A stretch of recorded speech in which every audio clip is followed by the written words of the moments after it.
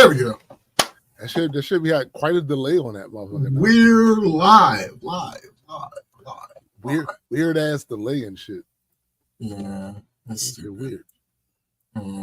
Blah indeed. Ow.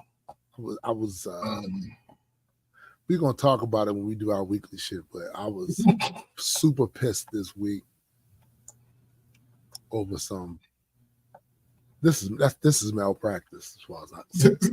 It is, bro. Like, fuck out of here with that shit. Motherfuckers should know better. They really should. The fact that they didn't really ticked me off because it inconvenienced the fuck out. Well, nigga, that's just something you're gonna have to live with. Yeah, this particular inconvenience, I ain't gonna say only could happen here, but mostly happens here. What up, Biddy? What up? It mostly happens here. And when I get into it, you'll see why I'm saying that. Like, I was disgusted.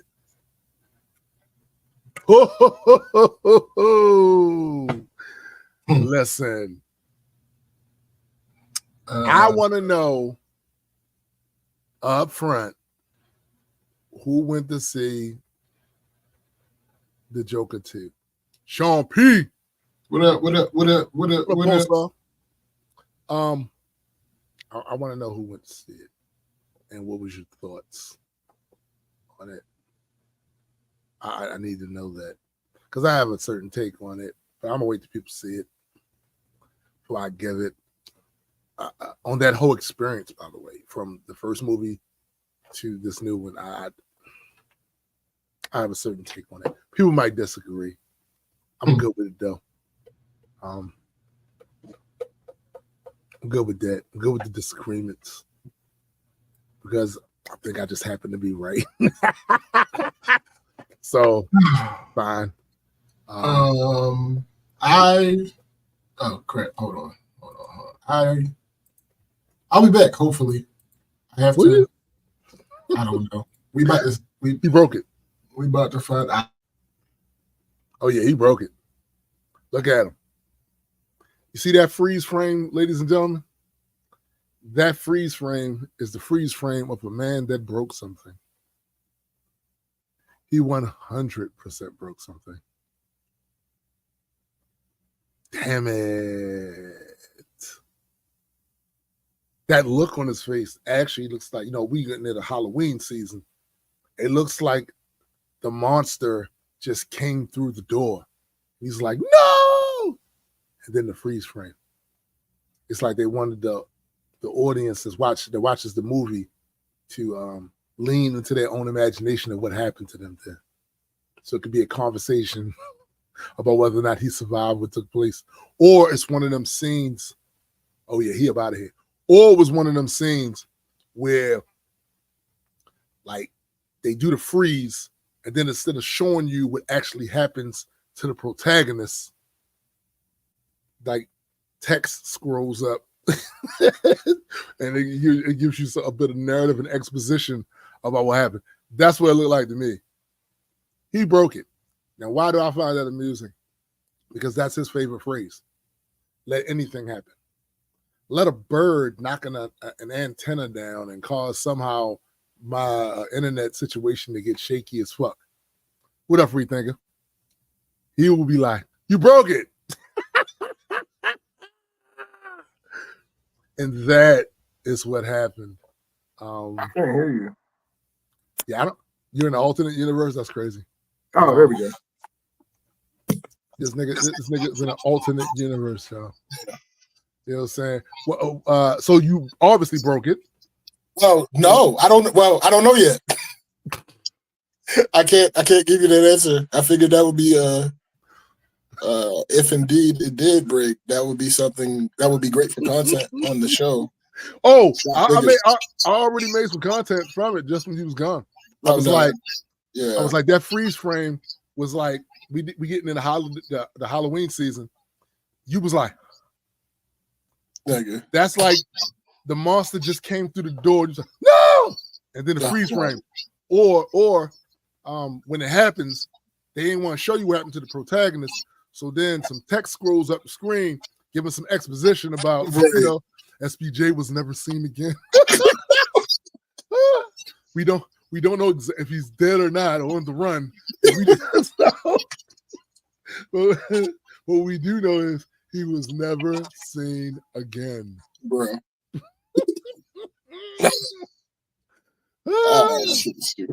So this is alternate universe SBJ, ladies and gentlemen. Indeed. That means there are some things that could be different. Now, according to OBC, some blocks are so close, it's the little thing that's different. In other blocks, there's no SBJ. It's just that alien and shit. So since he's in a reality block that obviously is very similar to our block, maybe we should interrogate him to see what the differences are. Okay, that works. So, you in this block, do you live in Baltimore? Yeah. Okay. You grew up in Emerson Village? Mm-hmm. Interesting. Did you go to school in Africa? Yeah. Hey, that's really close. Did you start a production company called Multi World Entertainment? Yes. Co-start, but yeah. Okay. Wait. Before we went live, did you see me eating Cheetos? No. Are you that blind? I didn't see you eating Cheetos. That's because that was a different reality. Oh, that's the difference. In this reality, he was eating. Oh shit! You're eating Doritos, not Cheetos. In this reality, and you would. So in the previous, so in our reality, you was eating Cheetos, but in this reality, you're eating Doritos. That's the difference. That's the difference. We found it. That's the difference. So everything else is regular weed, right? Apparently, you do rap over here, right? Yeah. Because I've met versions of myself that didn't rap. I've met versions of myself that worked in a warehouse and they like wrapped boxes and shit. But that sounds insufferable. That's I've met versions of myself that don't troll their his friends. And it's horrible. It's horrific. That's a hell verse, right? There. I'm just saying he don't troll none of his friends. Oh wait, hold on. That might be a good. Yeah, bring him over here.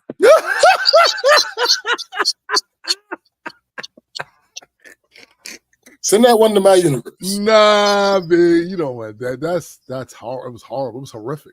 In fact, when I saw it, I had a freeze frame too, just like yours. You don't troll your friends. What the hell? Like, what are we doing? This is absurd. This is absolutely absurd. Time out for a minute. What you break? Hey, Xfinity. Let me holler at you. Oh, good. Pull your coat real quick, right? So, all of you cable providers in general, you kill me. You know it's only so many. So, it's not a monopoly, but it kind of is. Just for the fact that it's not a lot of options. Yeah. If one acts shitty, you have to go to the other. And if that acts shitty, damn, should you go to the other? You know what I'm saying? And I appreciate that that's what you've done. I appreciate that maybe you have big lobbyists, big briefcases of money that go up to the Capitol building and pay off motherfuckers so y'all can keep that shit that way. All right. But what you got to do at the very least is have good service. Please. Now you're going to charge the bullshit and all of that, but you got to have good service. That's right. And you motherfuckers have not. Now, I know, before I continue, I know that you can hit a button right now and shut all this shit down. Right? You can shut all this shit down.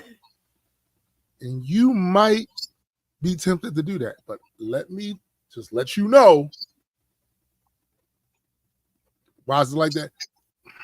I've heard reasons why it's like that, free thinker, but I'm not sure, to be honest with you. But I just want you to know that if you do choose to do that, that means you're pussy. So you might as well listen to what I got to say right now. That bullshit you've been pulling for the last 4 months at my crib, where all of a sudden the internet is,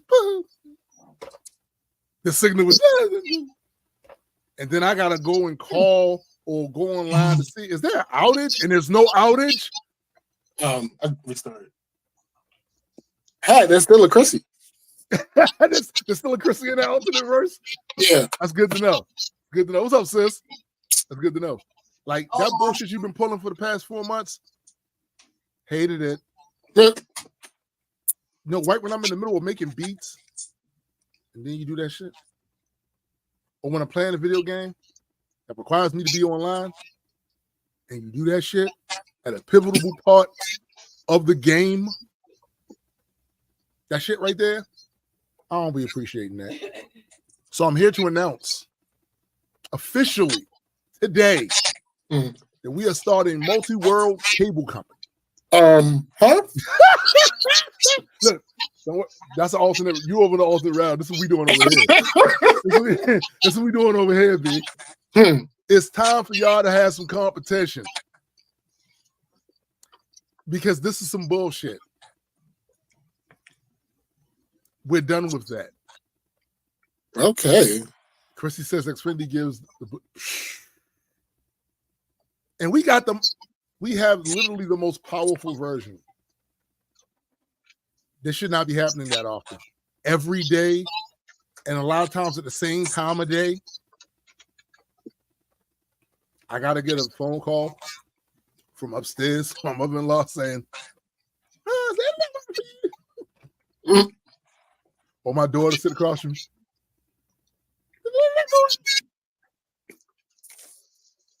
We be using internet in here because we pay for it. Well, yeah. We I'm not supposed to go. You know what I'm saying? What up, Ken? Guess what? Is there a no fact checking rule in effect today? That's funny. That is a funny reference. Guys, the rules were you weren't supposed to fact check me, so just let me lie, okay, guys? just let me lie, okay, guys? Listen, I was told I'd be allowed to lie. That was some current shit, well. Tell me that was some current shit. Oh man, listen, just so you know that on this show, there is never, ever a no fact-checking rule in place. It's even like when the day comes when the bag descends from Mount Olympus or from the Golden Realm Asgard, and you may no longer see us as hosting the show. We went and hired some other people to host the show. There will never be a no fact-checking rule. You will not get on this show and purposefully spread misinformation. Right. That's just not going to happen. Not a thing. It's just not. We've had guests on this show and guests, but they never did. Yeah. Look at this shit. Hold up. Oh, shit. This is crazy. So right now, we have SBJ from this block of reality back on the show along with the alternate universe SBJ. Yo, this is nuts. And look how they moving. They almost identical. And sabbatical. That's crazy. That is 100% nuts. Wow, like I'm telling you, man, this OBC shit. When that book come out, y'all need to get that.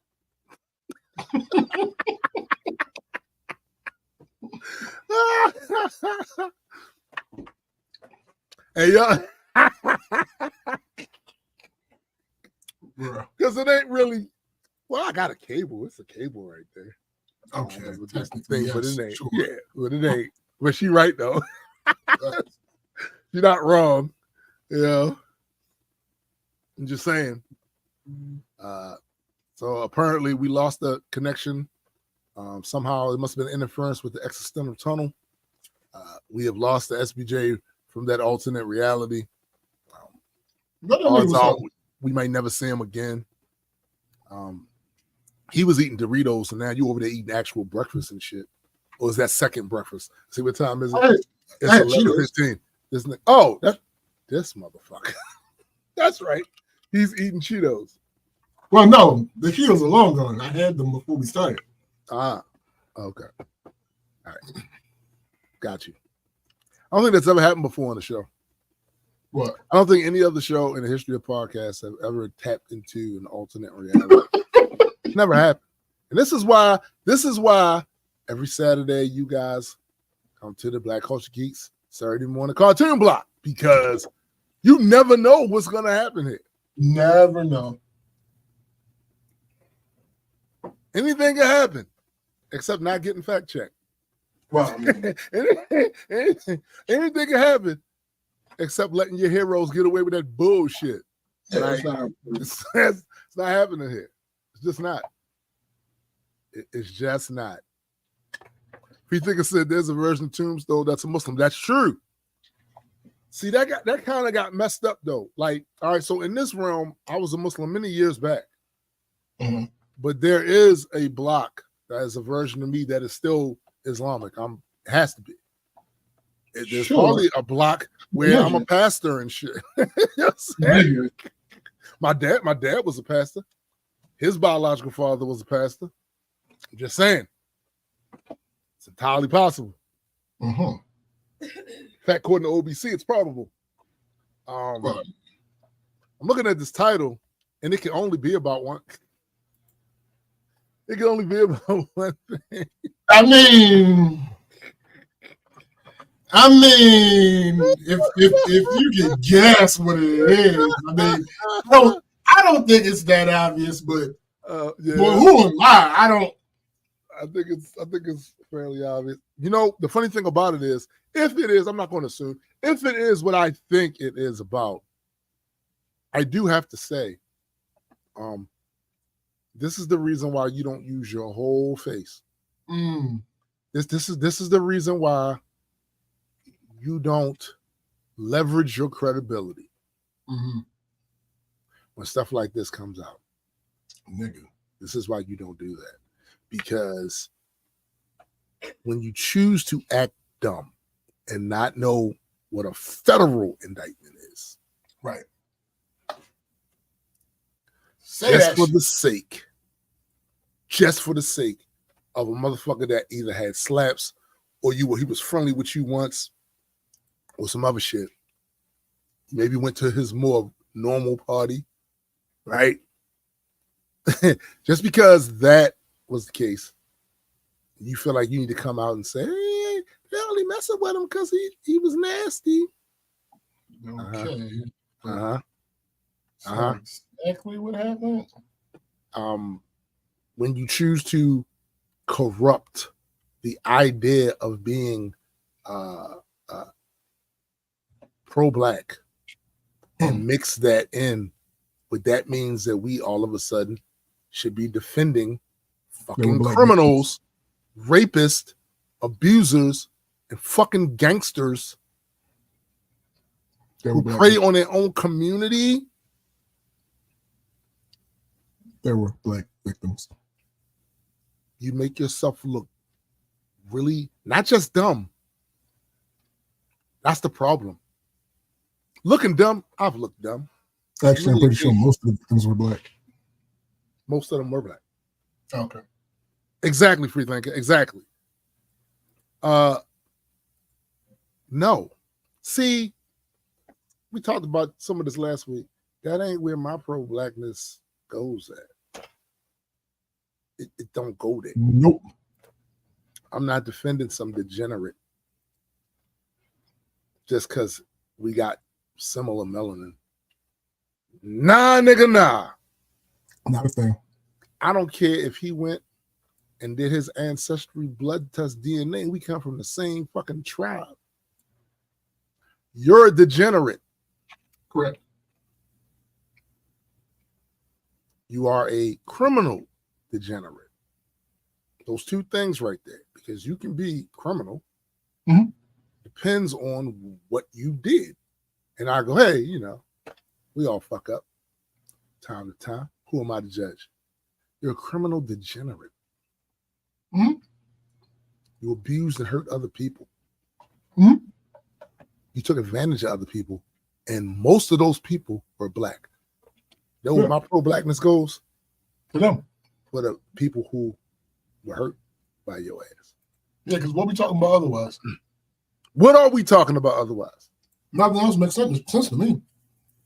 Some of you motherfuckers will make excuses for the Joker. They 100% would. They 100% would. Mm-hmm. And it's coming out that Denzel had an altercation with him before, too. Uh-huh. He was like, nah, nigga, nah. Denzel, grown-ass man. Grown-ass wife. Grown-ass wife. For them to storm out of that after he saw something he didn't like, mm-hmm. and then yell in that man's face, you don't respect nobody, do you? Facts. Walked out. Listen, I am not sure that It Don't Stop is in reference to this. You know what's funny? Before that article came out about Denzel last week, on this very show, I mentioned Denzel. You did. And I mentioned how he's managed to stay out of all this type of bullshit on his name. That's why. That's what that incident is why. For the people that don't remember, we were talking Mighty about Mike Gleason. What up? We were talking about the Jacksons, and we were talking about the Wayans and how legendary those families are in our community and all that, and how they are finding it difficult to cope with all this new social media and all that type of stuff. And I mentioned, who doesn't have that problem? Denzel Washington. And funny enough, this week, a story came out about him having to confront Puff. My man Denzel. It's interesting. These things work together. First of all, what you don't do, you never piss off the equalizer. Nigga. That nigga start checking his watch. Your ass is grass. Also, I already be right enough. I don't need, I'm sorry. Let me chill. But because the opposite could have happened. It could have been a situation where I beat Denzel up, and then next week some crazy shit came out about him. That he in fact owned at least 100 bottles of that baby oil. Right. And you'd have been like, yo. Right. But for the universe to just go ahead and steal, man, my point. Yo, for real. Listen. Oh, update. Okay, what's the update? It's not broke. Oh. Mike says, if I see Denzel check his watch, I'm praying to whatever beings are listening and waiting for him to introduce me to Landis alter ego. Listen. Nobody wants Denzel looking at his watch. Listen, if Denzel going to the supermarket and there's a motherfucker ahead of him in line that's creating a ruckus and making the line take longer, you see him look at that watch, that motherfucker will take every item that he had there that he was beefing about and just put it back. Look, all right. Oh, yeah, no, I'm good. I'm good. I'm always good. I'm good. I ain't need this shit anyway. If Denzel walks into a carryout and they got my order wrong and I'm fussing at the motherfucker behind the bulletproof glass and shit about my order, and I'm going full on Kern with that shit, and I happen to see through the reflection of that bulletproof glass him looking at his watch, you know what y'all can have that? They ain't even what I'm mad at. You know what I'm saying? I'm getting the fuck out. I just smiled, Bruce. Yeah, I was totally out of line. I apologize. I take full responsibility for every outburst that has ever happened in this place, even if it wasn't me. And I will gladly bow the fuck out. In fact, I think it's safe to say that Denzel does not wear a watch to tell time. He has a phone for that. He wears that for easy access to time and before you beat short. About to beat this motherfucker into the dirt. Nobody want none of that. That's gonna make me watch that shit today. Of course, after bed. That's gonna make me watch all of them. All of them. Marathon. Yes, 100%. But yeah, Poofy. All right. So, where we at? Come on. All right. What? Before we start, I'm gonna read it anyway. But what do we feel about the Independent? About who? The Independent UK. Oh, I've never heard anything untowards. Okay. Not like the Daily Mail and shit. Right. Okay. All right. What are the latest allegations against Sean Diddy Combs as he's arrested in New York? Now, this was published yesterday. Sean Diddy Combs, rapper, music mogul, credited with helping launch careers of some of the biggest stars in recent years. Freaky ass nigga. You forgot to add that part. A fan. Yeah. Could be facing more than 100 new lawsuits just 2 weeks after he was arrested. 6'9" guard. Federal agents. You know what's crazy? What's that? You know what's really crazy? That I just said what I said and you didn't react at all. I didn't hear. Maybe I did. 100 new lawsuits. Oh, yeah. Because I already heard about it. That's right. It's not, yeah. So, yeah. Just 2 weeks after he was arrested, latest wave of legal filings was announced on October 1st. More than 100 people have planned to file lawsuits against Combs, alleging that he sexually abused and exploited them. Old hat. It comes just weeks after Combs was arrested in September on sex trafficking and racketeering charges, with federal prosecutors alleging that Combs and his associates threatened, abused, and coerced women and others around him to fulfill his sexual desires, which allegedly includes forcing victims to engage in recorded sexual activity, which he refers to as freak-offs. A lawyer for the hip-hop artist called Combs, quote, an innocent man with nothing to hide. Quote, we are disappointed with the decision to pursue what we feel is an unjust prosecution of Mr. Combs by the U.S. Attorney's Office. Excuse me, Ken, they're friends. Trump said so. Right? So maybe. But I have to imagine that Trump has nowhere near the amount of suits. Because here's the thing. Diddy, we probably just didn't hear about some of the lawsuits that are similar to the one someone like Trump would have before all this big shit with Cassie popped off. Like being sued for this business thing and that business thing. So I'm sure he has several of those in his past.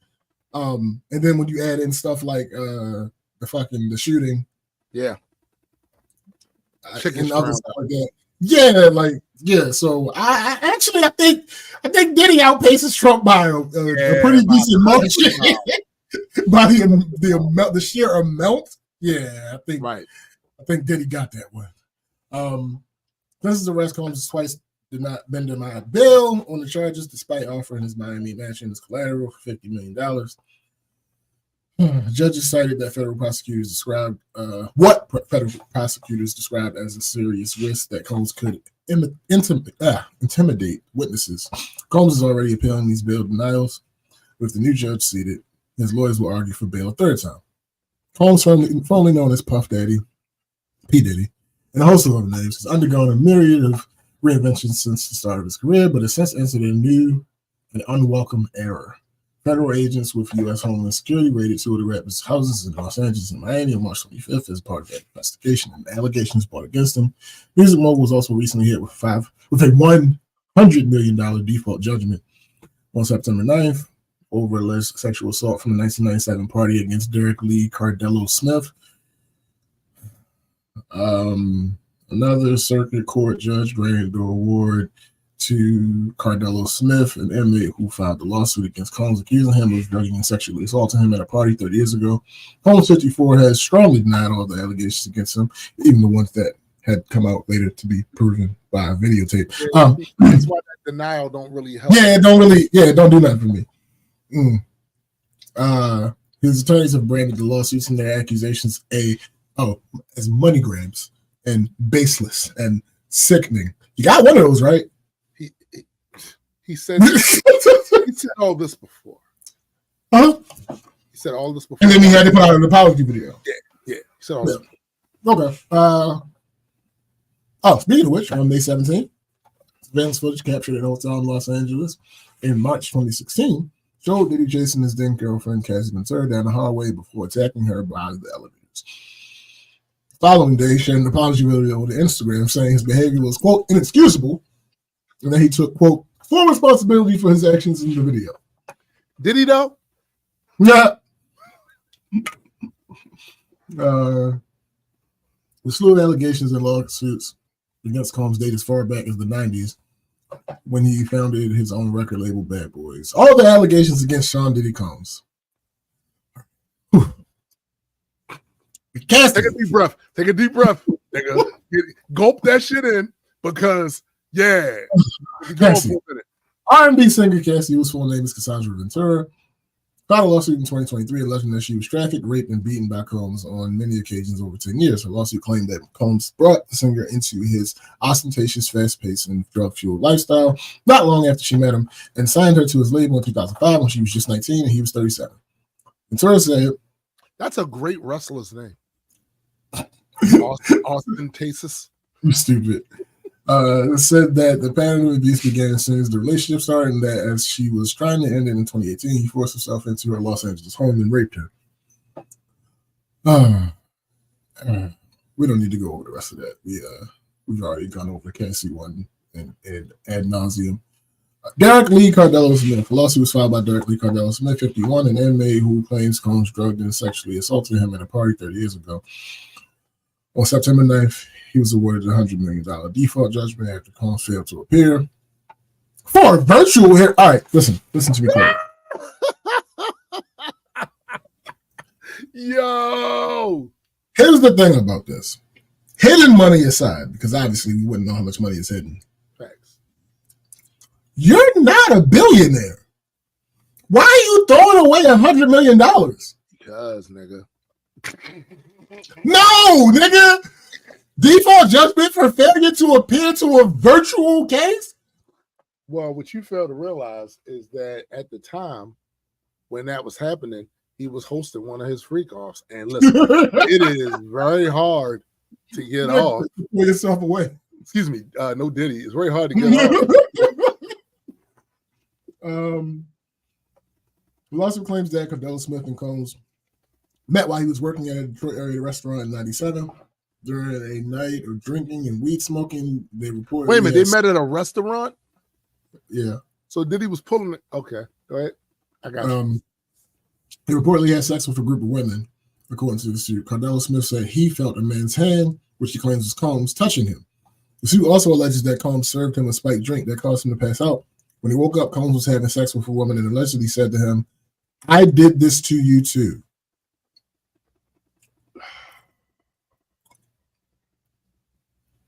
Yikes. Guess what I'm going to do to you? Bruh. Like, and I'll be the only person to have done it. I'm going to kill you now. Nigga, this is crazy. That's insane, yo. I never I did this to you too is diabolical. Yeah. Next one, Rodney Lil Rod Jones. We talked about that, but just a refresher. What up, Discord? Lawsuit alleges that Combs regularly hosted sex trafficking parties with underage women and illegal drugs, and implies record label executives who looked the other way financially benefited from access to celebrities and dignitaries, including the British Royal Does Prince. it say how far underage? Did they get to that part yet? No, because that's not yet. Okay. Prince Harry, including the British Royal Prince Harry. Prince Harry is not accused of any wrongdoing or of attending the parties himself, though.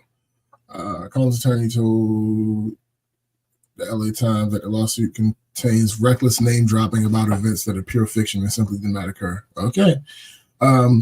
Joy Dickerson Neal. In November 2023, Joy Dickerson Neal filed a lawsuit alleging that Combs drugged her, sexually assaulted her, and secretly recorded the assault while she was a college student in 1991.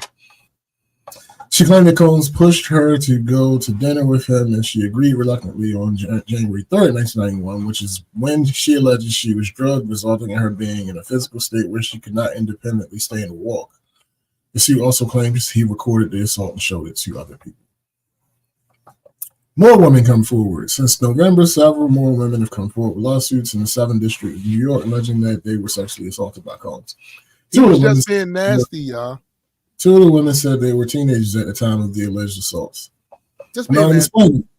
In November, an anonymous plaintiff accused Combs and singer Aaron Hall of raping her and a friend in 1990 and 91 after meeting at an MCA Records event in New York where the singers were, quote, very flirtatious and handsy. The suit alleges that Combs and Hall invited the women to Hall's apartment for an after party where the plaintiff was offered more drinks and was coerced into having sex with Combs and was shocked and traumatized afterwards before Hall barged in the room, pinned her down, and forced her to have sex with him. After she spoke to her friend, she allegedly found out that she also had been forced to have sex with Combs and Hall in another room. Unnamed accuser Jane Doe. In December, Combs was hit with another lawsuit which claimed he had drugged and gang raped a 17-year-old girl in 2003. The plaintiff identified as Jane Doe accused Combs of plying her with drugs and alcohol. I'm sure that's the I don't know what that's supposed to say. Okay. Alcohol in his New York studio and then raping her along with 2 associates. The suit accuses Combs of a sex trafficking scheme in which she was flown by the private jet from her home into New York. Crystal McKinney. In May, after the shocking CCTV footage of Combs attacking Ventura was published, former model Crystal McKinney filed a lawsuit claiming the rapper sexually assaulted her at his recording studio in New York City in 2003. McKinney says she was a successful 22-year-old model when she met Combs at a restaurant during Men's Fashion Week in Manhattan. Combs invited her to his recording studio later that night, according to the federal complaint filed in New York City. The lawsuit alleged that McKinney arrived to find Combs drinking and smoking marijuana with several other men. She smoked some marijuana, which she later came to understand was laced with a narcotic or intoxicating substance. She alleged that Combs led her to the bathroom where she was forced to perform oral sex on her. April Lampros. Days after McKinney's lawsuit was filed, April Lampros, who met Diddy while she was a student, claimed Diddy had sexually assaulted multiple times between 1995 and the early 2000s. Lampros said she met the rapper in 1994 while she was a college student at a Fashion Institute of Technology in New York and interning at Arista, then the parent company of Diddy's label Bad Boy. After meeting her at a bar in New York, she succumbed to pressure to drink alcohol after delusional and violent outbursts, according to the federal complaint filed in New York City. Lampros claimed she began to feel like the walls were closing in on her after sipping her drink, and Combs escorted her back to a hotel. The lawsuit alleged Combs forced himself on Lampros despite her protest. Ms. Lampros was being raped by Mr. Combs, and she soon passed out. The rapper allegedly then love-bombed her, and his advances later manifested into an aggressive, coercive, and abusive relationship based on sex. The lawsuit claimed Combs assaulted her a second time by physically forcing her to perform oral sex in a garage near his apartment in Manhattan. When the student attempted to distance herself from the rapper following the assault, he allegedly gave her gifts and empty promises before turning angry, threatening, and forceful, and claiming he would destroy her career. In 1996, he sexually assaulted her for a third time when he forced her and his ex-girlfriend Kim Porter to take ecstasy and have sex together. Combs masturbated while he watched the women together before assaulting her, the following claim. She says she ended her relationship with him 2 years later. However, when she saw him at an event at the Rockefeller Center in the early 2000s, he begged to see her again, and she allowed him to come to her apartment where he kissed and touched her against her will, the lawsuit alleged. In 2023, Lampros alleges an unidentified man approached her partner at the time and said he had seen sexual video of her and Combs years earlier. Lampros was informed Mr. Combs apparently recorded them having sex without her knowing, and it showed it to multiple people.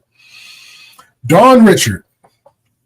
In September of this year, Dawn Richard, a former mate accused the music mogul of carrying out years of physical and sexual abuse against her and others while the two worked together, according to a lawsuit filed in the New York federal court describing allegations dating back to 2009. She accuses him of withholding payment for working on albums, groping her, making lewd comments, and attempting to strike her, throwing household items at her, hosting parties where inebriated young girls were sexually violated, withholding food and other basic necessities during recording, and making death threats when she tried to intervene in alleged abuse against Combs' longtime girlfriend, singer Cassie. For nearly a decade, Mr. Combs manipulated Miss Richard with mantras that submission to his depraved demands was necessary for career advancement, instilling in her the belief that such abuse and exploitation were required for female artists to succeed in the music industry. Jane Doe 2. On September 27th, Combs was hit with a 10th lawsuit by an anonymous woman who claims Combs abused her physically and sexually for 4 straight years. In her suit, Jane Doe says she more than once woke up in Combs' bed, badly injured after blacking out the night before with no memory of what had happened. Doe says in her suit that she met Combs in the fall of 2020 at an overseas location. He paid for her to travel there, and the two began seeing each other regularly after that, according to the suit. They met up roughly once a month, and Combs would often drug her against her will, then sexually abuse her, Doe claims in the lawsuit. On one morning, she woke up and her feet were purple and bruised, and she had a bite mark on her heel. She did not know how she sustained the injuries. Combs' response to the allegations. He has strongly denied all accusations against him and vowed to, quote, fight for my name, my family, and for the truth. In a statement in December following the lawsuit brought by Jane Doe, he called the claim sickening and said his accusers were looking for a quick payday. Quote, let me be absolutely clear. I did not do any of the awful things being alleged, he said in a statement.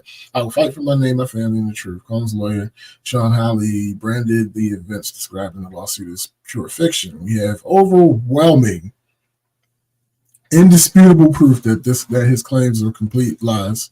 We'll address this outlandish allegations in court and take all appropriate action against those who make them. He said the same thing again and again and again. And again. Criminal charges against Diddy for nearly a year. Combs has faced a series of several lawsuits that accuse him of sexual abuse, rape, and misconduct. Now, federal prosecutors have brought criminal charges against him. Combs has been charged with sex trafficking, transportation to engage in prostitution after a federal grand jury in New York chose to bring an indictment against him. He is accused of running a criminal enterprise that consisted of his associates, employees, and the influence of his business empire to coerce, control, and abuse female victims. That includes sex trafficking, forced labor, kidnapping, arson, bribery, and obstruction of justice. In an indictment unsealed Tuesday morning, federal prosecutors alleged Combs and his associates threatened and abused and coerced women and others around him to fulfill sexual desires. That allegedly includes forcing victims into engaging in recorded sexual activity, which he referred to as freak-offs. During freak-offs, Combs distributed a variety of controlled substances to victims, in part to keep the victims obedient and compliant. After freak-offs, Combs and the victims typically received IV fluids to recover from the physical exertion and drug use. Wait a minute. Here's the part where the people make excuses that he didn't force nobody to take those drugs. No, number one, you don't know that. But yeah, like there's nothing that suggests he did not force anybody to take the drugs. In fact, they're partying all night long. It could have been in the drinks. Right. I don't know. All right, he was just being nasty. So in this new round of lawsuits, I think they said like 12,000 people called, but they're only taking like 100 of the cases. Mm-hmm. Among them are women who were as young as 9 at the time of the abuse. Hold on, I want you to say that again because maybe could have been static at the time. You know, your shit was a little janky this morning. Say that again. Among the 100 of suits that they are moving forward with, there are women who were as young as 9 at the time of the abuse. So what I'm gonna say to all of you who used your whole face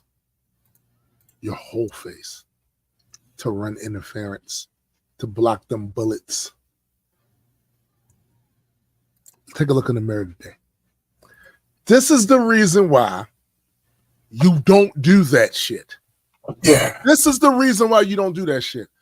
Because your professed knowledge of who and what that man is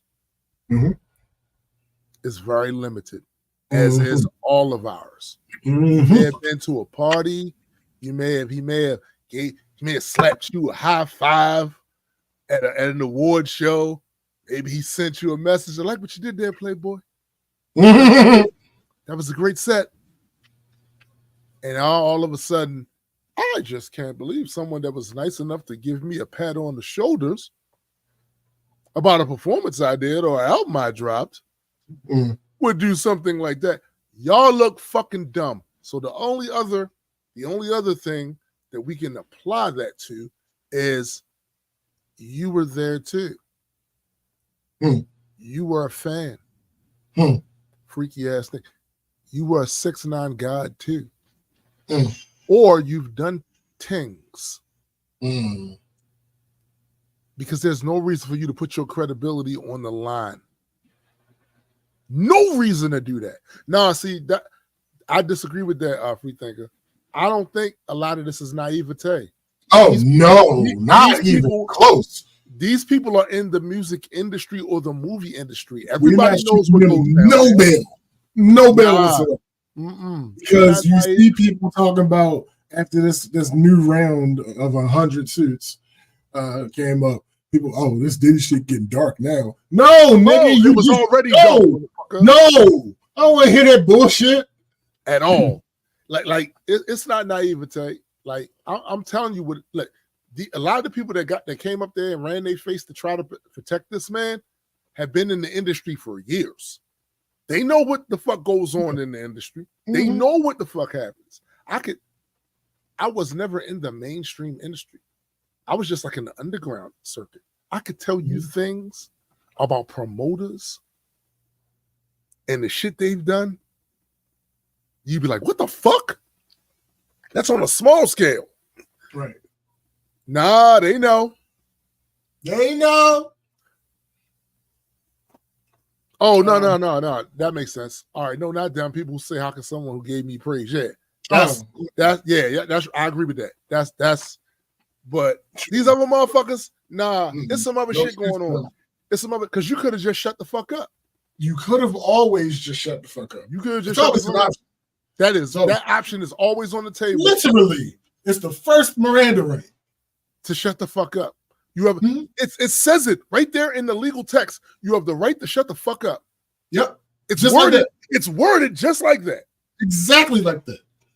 All they have I've seen TikToks from lawyers that will literally say, if you get encountered by the police, shut the fuck up. Don't say anything. I've had a cop tell me that once. Yeah. But I got jammed up with some shit. Right? Like, motherfucker, I forget what it was I was saying, but I was still kind of woozy from the car accident, right? So I'm saying, he's like, look, don't say anything. What up, GA? Don't say anything. Don't say anything. Because I'm still fucked up. I said, blood on my face. Then he's like, don't say anything. Listen, they could have shut the fuck up, but they didn't. So since you decided to wade in those waters, in those piss-infested waters, we dragging you down. We're not dragging you down because we're not under there. We're pushing your head under now. Right. That's what we're doing. Because you ain't had to say shit. No. Not a thing. You ain't had to say shit. Instead, you said to yourself, I know what to help Diddy. Yeah. I know what the people need to hear. They need to hear my take on it. They need to hear that he's a good man. And I don't know what y'all talking about. And he was just being nasty. And then the 9-year-old shit start coming. 90 was the youngest 9 when the shit happened. Now it's getting dark. It was already dark. Right. It was already dark. Your head was just under the covers and you liked it. That's all. That's all. So now I'm looking at you because the feds already looked at Diddy. Oh, believe me, they looked all into it. He's cooked. All right. Now it's time to look at you. What possessed you, Dr. Umar? See, and this is what make me mad. Dr. Umar got on the Joe Budden podcast, and I was proud of him. He shut a lot of that cooning ass shit that was going on there down. down. Mm-hmm. And then you do this. What possessed you? Are you that thirsty for engagement and to have your name in the algorithm somewhere that you felt like what you needed to do was defend this motherfucker here and make this about it's only the fact that he's black and Hugh Hefner did blah, blah, blah, blah, blah. Whose car did Hugh Hefner blow the fuck up? How many 9-year-olds and shit was over there at the Playboy Bunny? These false fucking equivalencies are killing you.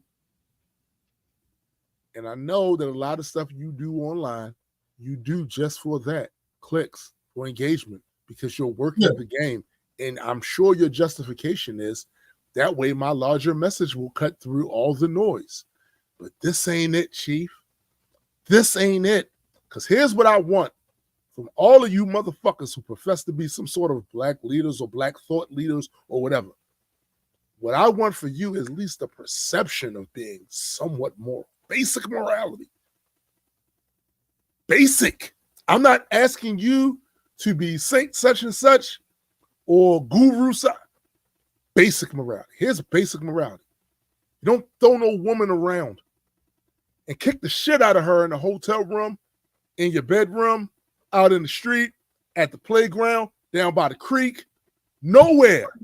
Right. Nowhere. And when it's on video and we see it on video, whatever your reservations were about the situation before, that's over.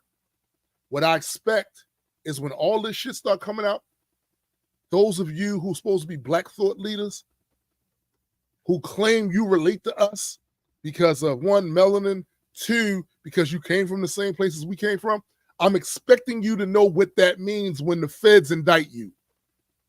We talked about this last week. Mm-hmm.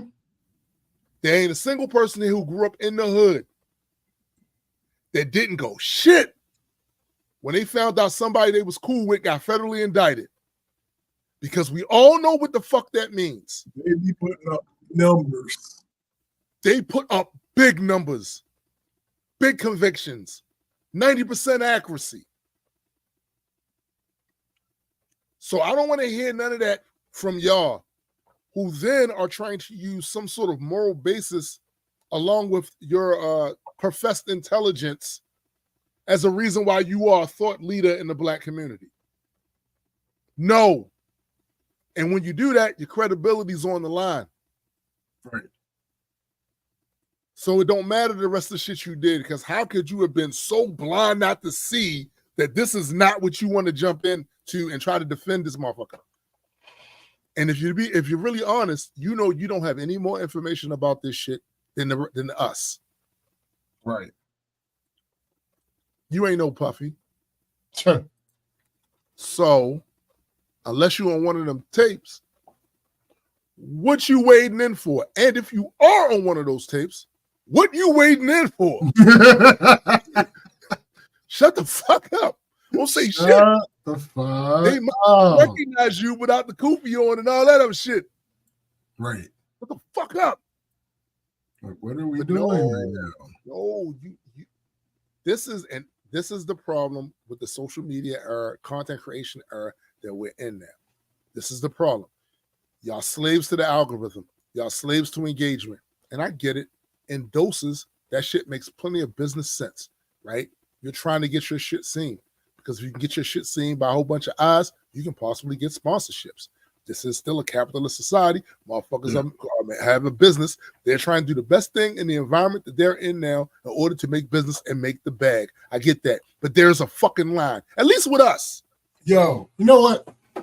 Looking at what Freethinker said, I think there's another way that this needs to be said. Because he said the feds don't come unless they have hard evidence. So we talked about last week how they built the case and then they come get you. Yes. The part that we left out to specifically say is, you know how with non-federal things where you go to court and the trial happens, and at the end of the trial, there's a jury that makes a decision on the trial. An explicit detail that I don't see many people mention when they talk about the feds is the jury has already seen the case. Yes. Before the feds come and arrest you. Yes. That's how they get the quote warrant to come arrest you, is that the jury sees the case and they're like, oh yeah, go get that nigga. So yeah, that's why their conviction rate is so fucking high. I just, and this is the thing about it. So that particular detail there that may have been omitted, this is not even a detail that a lot of the hood niggas know. They don't know that. What they know is the result. Yo. So don't profess that you relate to us on a cultural level, an inner city, urban cultural level, and then act and pretend that you don't know what a federal indictment means to the motherfucker that gets indicted. Like, don't do that. Also, well, to ignorantly still man them, they could think that just means once they chose you, they're gonna take you. Yes, they could believe that. They could believe that. Either way, keep your fucking mouth out of it, bro. No, we want to hear you say. Right. We want to hear what you did on Joe Budden podcast. We want you. That's your lane. Don't talk about the school shit no more, cause that's different. Yeah. But that other shit you do, I want to hear it because it's a lot of ignorant ass motherfuckers who don't know the history of their own fucking people. Because histories of others have been steel manned and made preeminent. And if you can shed any light, any academic light on all of that shit, that would be greatly appreciated. Because a lot of lies was told around this table tonight. And if you find a way to cut through that shit and you have a special way of talking to get motherfuckers to listen, cool. We don't need you wading in on Diddy. Diddy did that to himself. He did that to himself. And you have eroded your credibility. Not just Dr. Umar, all the rest of you motherfuckers that did that shit too. See, I know what you're going to do. We talked about this on the show too. Y'all say these wild ass takes. Y'all defend these wild ass people. And then when more information comes the fuck out and it start to look really bad, y'all crawl under a rock. Yeah, y'all like to fade into black. Y'all literally, y'all fade into the crowd of black people like, yeah, some fucked up shit. No. We won't let you. We won't let you. Now, it's hard to hold accountable. What's up, McKenna?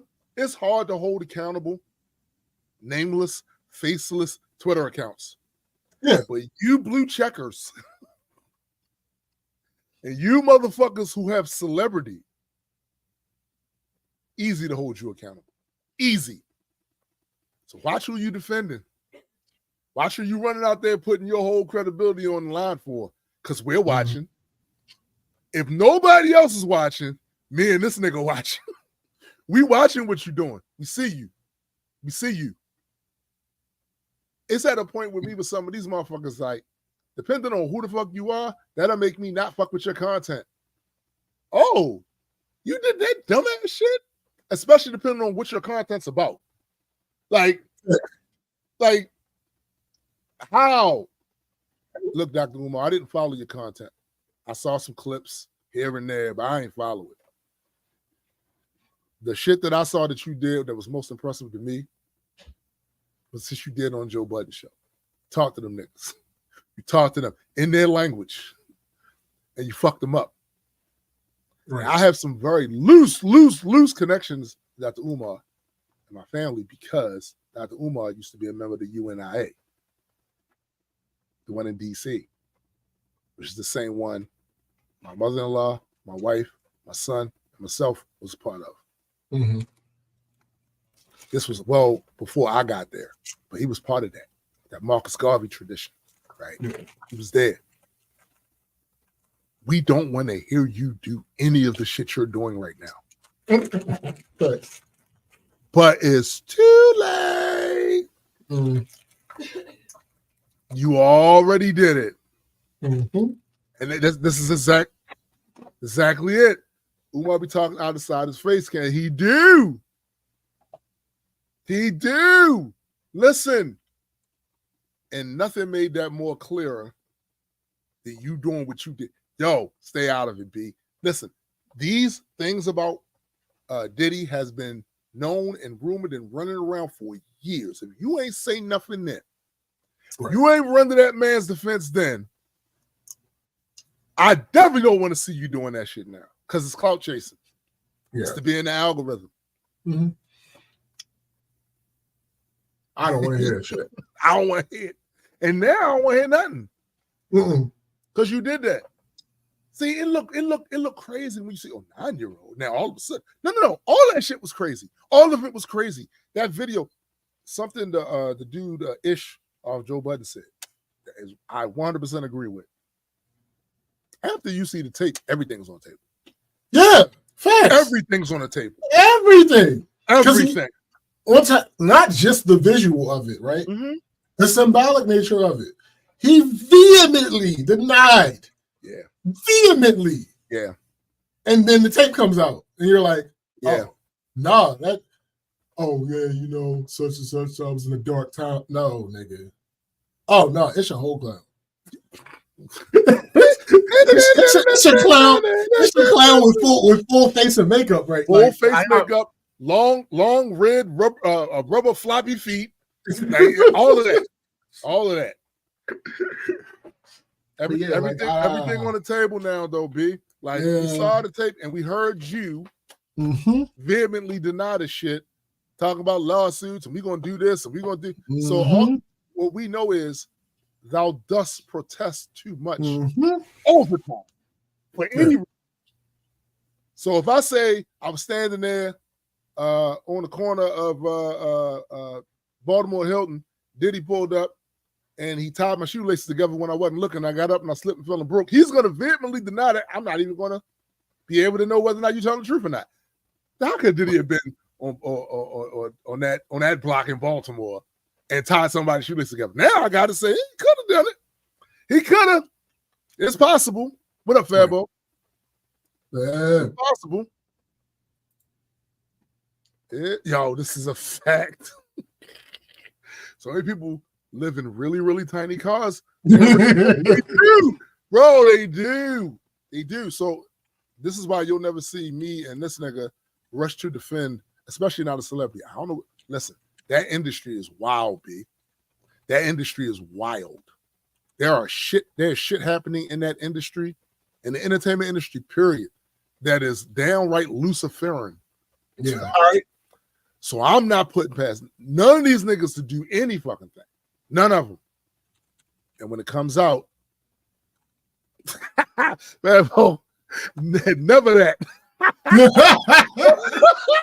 Never that. Listen.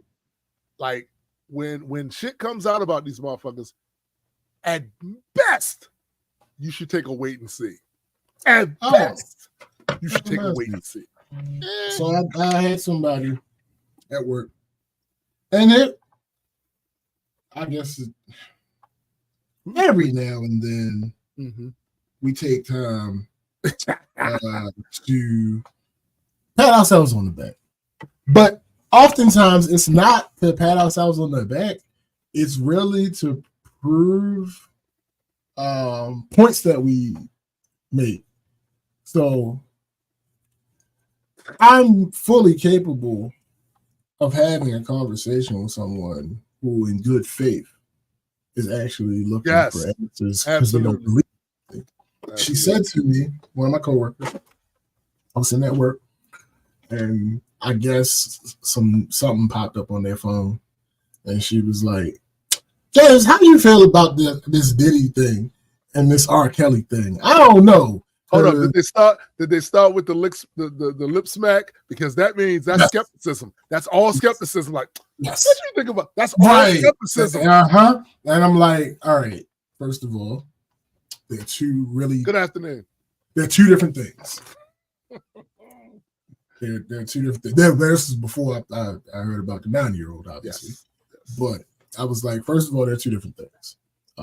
Because her question was the same thing that niggas be asking in bad faith. But again, she was actually asking in good faith. She said, why is it that people just wait now to say something? I said, okay. Yeah, first of all, they're two different things. Yeah, we got to end that question. I said, R. Kelly, those were kids. Those are children. By the way, some of you motherfuckers was watching kiddie porn when that tape was going around. Just to let you know. That's facts. So I said, I brought up the whole high school thing. I said, you know, in high school, it was girls being picked up by the drug dealers and all that. And she said, yeah, I know, I was one of them. I said, you were being abused. Flat out. Did you feel like it at the time? She said, no. I said, exactly. She said, okay. That makes sense. And I said, with the Diddy thing, power, money. Power. She said, you should oh. When I said that, she said, oh. Yeah. That makes sense. I said, okay. This has been a productive conversation. Yeah. You ain't had to see. Here's the thing, right? This is the thing. You ain't had to go and get all indignant because sense when somebody is asking questions and yeah, I could have showed my bias. There was no need for me to show my bias. She's not the problem though. I'm gonna tell you what the problem is. The problem is that question, how come they didn't say nothing at the time, is so permeated, thick, and saturated into the psyche of the mindless NPCs that we keep hearing it and keep having to repair it. Right. The people that actually learn once they hear the reason, they're not the issue. Yeah, it's the people that hear the reason but still keep saying the shit. And be like, nah, they should have said something. No, nigga. Yeah. In a perfect world, sure. In a perfect world, they should have said something. However, that's not what happened. This is where we are now. I think we have no choice. All right, they are not at the same time. Technically, no. The Netflix documentary did was, like, to be clear, the vast majority of people that care about this, that Netflix documentary did not give them any new information. Right. This is, so I'll use you as an example, that you were tangentially a fan of wrestling back in the day, so you're well aware of who Vince McMahon is. So when you see this, it's alarming to you. Yes. But the vast majority... I'm going to tell you, well, what else is alarming? Vince McMahon's face these days. But sure. That's neither here nor there. Yeah. But the vast majority of people that actually care about, because you say, can we handle? The vast majority of people that actually care about this is not news to them. None of that stuff in the documentary is news to them. So, yeah. Oh. Everywhere. GA, it was everywhere. Oh, yeah. No, that shit was everywhere. Yeah, I was 7, so. That shit was everywhere. And yo, Ken say, I take no chances on kiddie porn. I'll look for Dre. That's hilarious. You know what I'm mad at Ken? About? Right now, I'm certain that he has spring-like weather right now. And that in 3 months, he'll still have it. Well, and we won't. and we won't. That's the reason to hate. Yeah, I'm hating heavy on that shit. But to the point, there are people who were watching that shit in barbershops. Yeah. This what I mean by. Oh no, it was a bunch of adults watching that. It was a bunch of adults watching this. This what I mean by, like, y'all keep thinking you can't be corrupted by living in a corrupt state. You absolutely can. You are submerged with it. And a lot of times the corruption comes, you don't even know it's corruption. You don't even think about it that way. It sneaks itself in, right? And the fact is, this place has this sensationalized outlook when it comes to celebrities. And it's poisonous and it's dangerous. It's one thing to admire a motherfucker for what they do, right? Meaning she sings really well. he catches a football and runs up the field really well. But it's when y'all over-identify to the point where you're willing to accept atrocities. We didn't know what 1930s Germany, how that could have happened. 100% how that could happen. Because you put these celebrity motherfuckers up on this pedestal, and then when shit starts to look, humans can't handle it. I'm gonna keep it real with you. Humans can't handle it. They can't. They get weird. They get weird when they're isolated. As much as I don't like people, I don't want to be isolated. I want the choice. Yeah. To be able to engage and not engage, and how much I want to engage. Humans get fucking weird when they get placed on a pedestal and they're treated higher than everybody else. They get weird. Right. If as long as it's in the context of what they do, I'm cool with it. When y'all start applying that shit to every other aspect of life in this person, nah, B. No. That's still a human. They can be very weird and you know nothing about them. You don't see them on a regular basis. They don't even know who the fuck you are. Right. Y'all be doing way too much for way too little. Yeah. Okay, the song slapped. That don't mean I'm letting you get away with diddling a 9-year-old. Nah, nigga, nah. What the fuck you talking about? What the fuck are y'all even doing?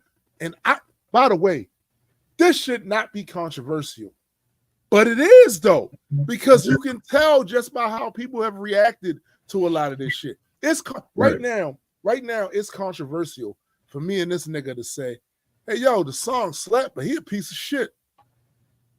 Mm-hmm. That's controversial with a lot of people. Right. You don't know. Yeah. These fandoms are toxic. I don't give a fuck who it is, from the Bobs to the FANs. Mm-hmm. Toxic. Yo, context is everything. Everything. In the context of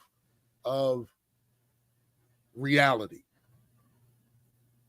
I am a great rapper.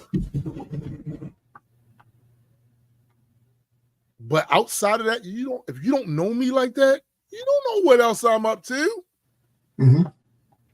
You don't. And social media has a way of allowing people to curate who they are by what they post or what they talk about. So a motherfucker posted their family man. You don't know that. Right. Or that's just one aspect of who they are.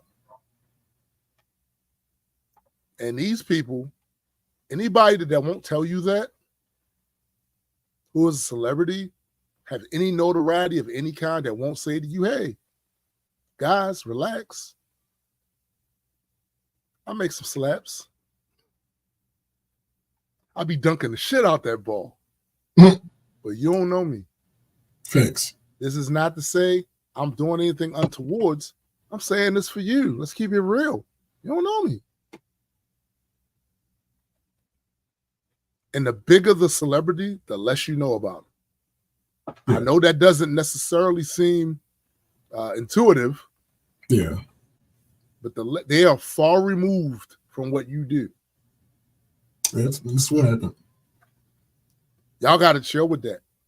Y'all got to chill. These motherfuckers should not be allowed to do this shit for 25 years. That shit should not happen. This shit should not happen. But the reason it happens is because, one, it ain't necessarily the victims, although that is what drew the victims to them, right? It's all the rest of y'all niggas. It's all the rest of y'all niggas. Mm-hmm. All the rest of y'all. Oh, y'all locking him up because he being no, fuck you.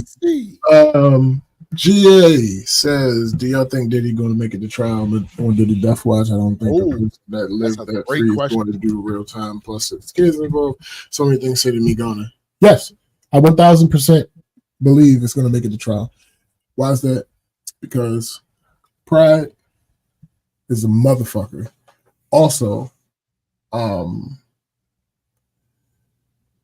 if you pay attention to one of the common threads of all of the Diddy stories over the years, he has a vindictive streak. Very much so.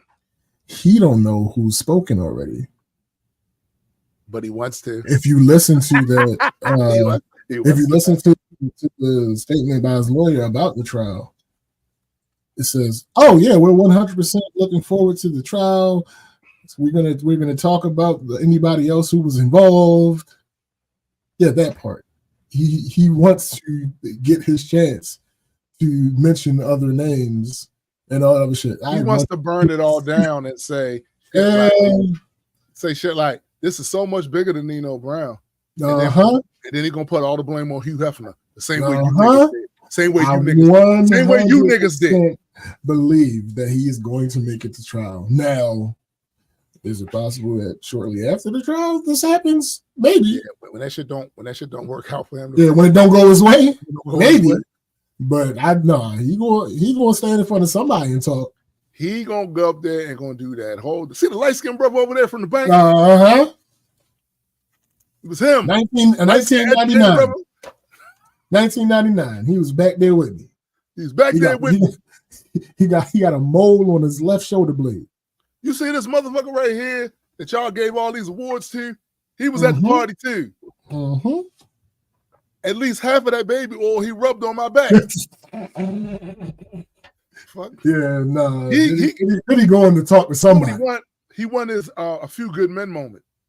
He wants that. He wants to get up there and be like, the truth. You can't handle the truth. Yo, speaking of which, GA, I've always wondered why that lyric is edited in that song. He says, "Not guilty, and I'm filthy." Now, in a lot of versions of that song, "and I'm filthy" is edited out. What?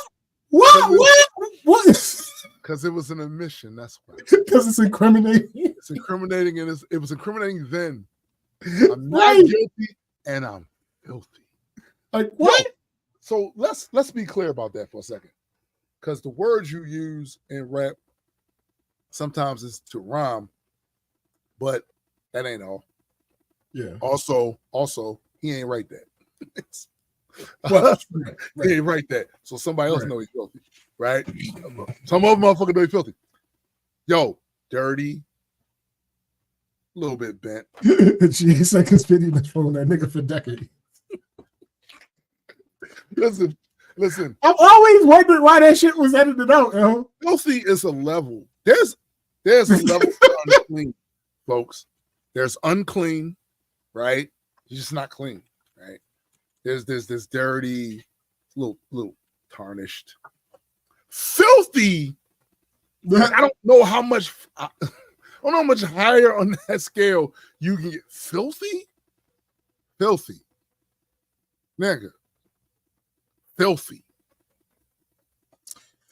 Yo, they call me Diddy. I run this city. Send the cops, the feds, the DA to come get me. They did. It took them a while, but they did. They came and got Joe. Yeah. See, rap is a funny thing, yo. Like, you can't if find the girl keep coming around and I'm a blazer, I'm the bad boy flavor, light blue gators, not guilty, plus I'm filthy. Come on. Bro, I defy you to find one rap I've done in my 40 plus years of rap where I begged the police to come and get me. Where I begged them to investigate me. I dare you. I dare you. That's funny. Yo, why would you let get worldwide coverage? Got so many spots I don't even buy luggage. You love it. Nigga. I'm gonna tell you something else about that. Because why would 50 be this diabolical if he was debauched himself? Right. Like, it does make you wonder that 50 was the bad guy for a lot of years for other reasons. but he ain't the bad guy for that. That man just went on a Tonight Show, had an interview, and talked about how he was celibate. Nigga, but hold up though. It's just so much stuff in this verse. GA said to GA's question. yo. To GA's question about if Diddy's going to see trial. Cats want to leave me for dead. You coming with me?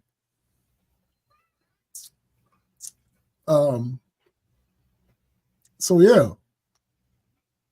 Cats want to leave me for dead. You're coming with me. Like, I'm going to hell. Who's coming with me? So what better way to do that? And probably the most goddamn press heavy event to have taken place probably since the OJ trial. Yeah. What better way to ensure that you bring motherfuckers with you than to get up on the stand and have your a few good men moment? Hey.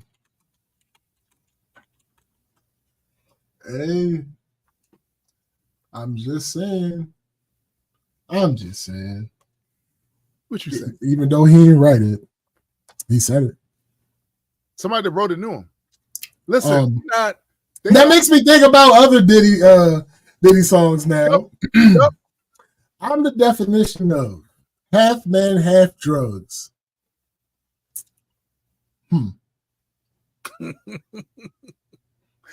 Half man, half drug. Yo, half. So his job. Ask the clubs, bad boy. That's what's up. After Bucks, Crush Crews after us. No games, we ain't laughing much. Nothing but big things. Check the hit list. How we twist shit. What changed but the name? And how many times these niggas changed his guy?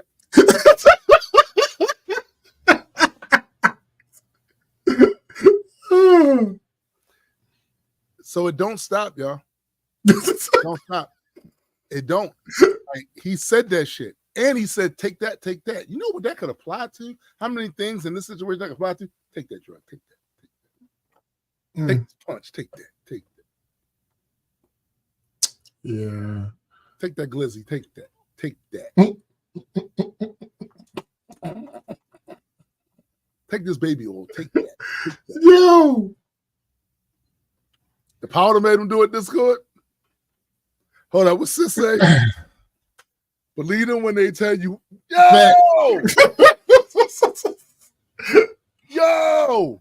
Oh, God. Oh.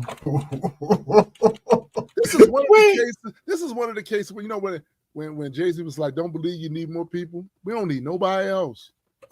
It's all the people. This nigga said what he said, y'all. And now it's starting to look. 50 do a lot of shit that I don't like. He do. He say a lot of shit that I don't like. But maybe the reason he says some of the other shit that he says is because y'all ain't got that on me. Yeah, I sold drugs. Everybody knew that. Everybody, like all the shit that I was doing, everybody knew that. Everybody knew that. What they ain't know about you, Mr. Clean Cut, Mr. Key to the City? What about that, Playboy? What about that? He been on it. Yo! Nigga.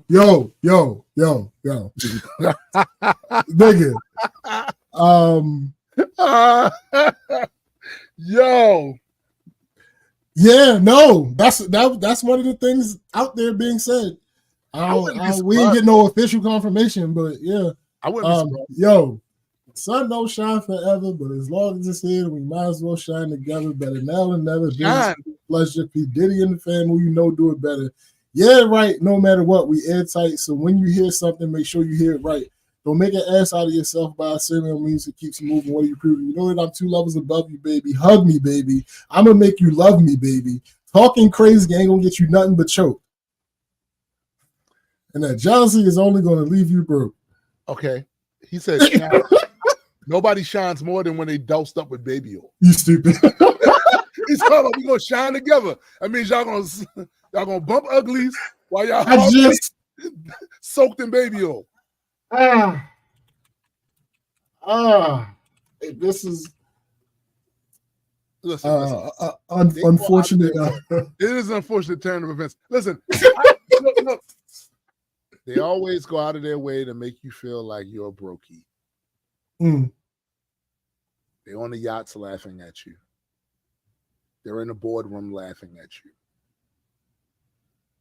you. They're at these parties laughing at you. The little people. Now we laugh. What you waiting for? Let the freak show begin. How they came in the truck. Let the what begin? Let the freak show begin. Yeah.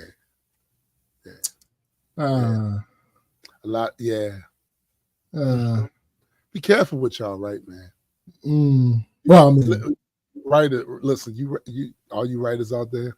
I know a lot of shit be tongue in cheek, but then when some shit happen, and your tongue been other places other than within your cheek, and we go and read your lyrics again, and we see shit like this, like, yeah, thanks. It's listen, the odds of me jumping on a space cruiser and getting the fuck out of here, those odds are long. Right? I may rap about it, but the odds are long. Right? You start rapping shit like this. I mean, I'm just saying, the nigga. It's all there. It's all there. This is probably another reason why there are people who are vehemently against the legal system using the lyrics against somebody. And in some cases, I would agree with that. However, this is where I draw the line. Yeah. If you said this and this happened exactly the way you said it, and they put that shit together, they gotta have some other evidence to connect to it. But I'm just saying, if they have other evidence that links you to this, and you said this, and this thing happened, and it happened exactly the way you said it, that's how I feel. You told on yourself. There was somebody who I was watching whose argument was because of the game being what it is, and clout being what it is. The argument they were making is that people have to lie in raps and say that they did illegal things and blah blah blah. The problem with that is, if I'm doing illegal things, I'm not talking about it in my raps. Not specifics. I'm talking about anything but that. That's the furthest thing. Nigga. Sunshine and rainbows. Living that good life. Butterflies and unicorns. Hitting up the homeless shelters with that right. good site. Like, what is happening? Like, no. Like, listen. X McKenna. Offense. The difference between songs being used as proof versus proof of premeditation or secondary confront. Yes. Right. And I feel like that is a distinction that needs to be made. You can't just say, no, we can't use lyrics. They're trying to make a blanket statement. Right. Never use lyrics. And I don't think it's true.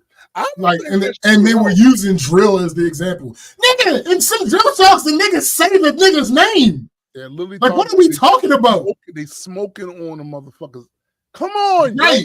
Like, what are we talking about? No, that should be admissible. That's admissible, B. Why are you snitching on yourself? You told yourself. Why you hitting yourself? Nigga, like you did this. See, y'all want all of us to protect you from you. I'm not doing that because I ain't bring you here. I'm not responsible for why your motherfucking ass is here. I'm not protecting you from you. I protect SBJ from himself. Mm-hmm. There's certain situations that he could get himself into. I'm like, nah, yo, I'm not even gonna let you do that. Mm-hmm. And I would hope he would do the same for me. Right. I'm out this motherfucker wilding. Mm-hmm. I'm wilding like, nigga, no. I'm gonna give a classic example of somebody protecting me from myself.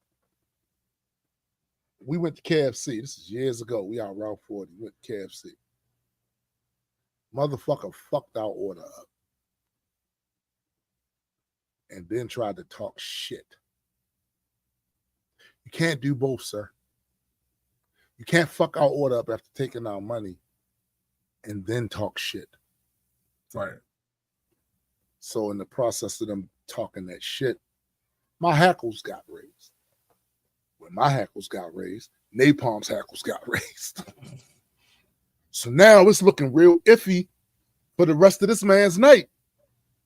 Because he about to get grabbed over that counter and stomped the fuck out. My brother Marlon saved us from ourselves. Oh, excuse me. Get out. Oh, me? Get out. Get out. I got it. I'ma handle it. Get out. Because y'all niggas finna go to jail tonight.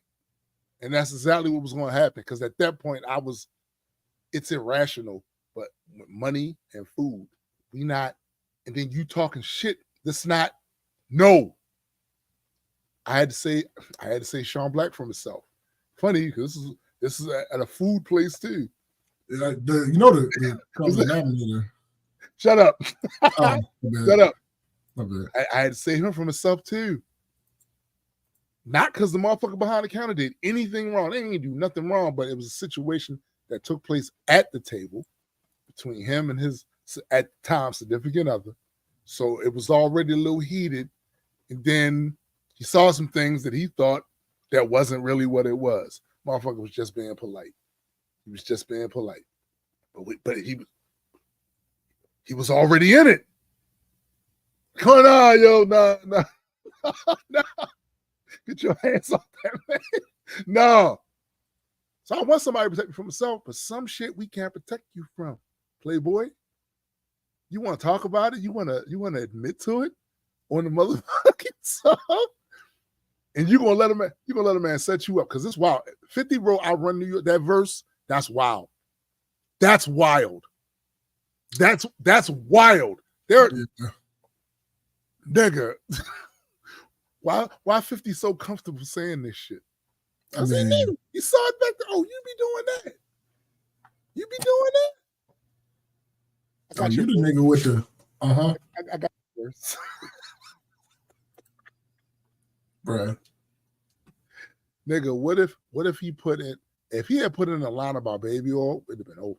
I still think the shining part is connected in some fucking way. You know what I'm saying? GA says rap snitches telling all their business, sit in the court to be their own star witness. Do you see the perpetrator? Yeah, I'm right there. Fuck around, get the whole label set up for you.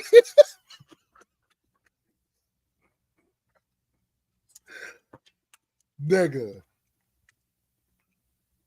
But at a certain point, I'm I need to recant some shit. Keep telling me something.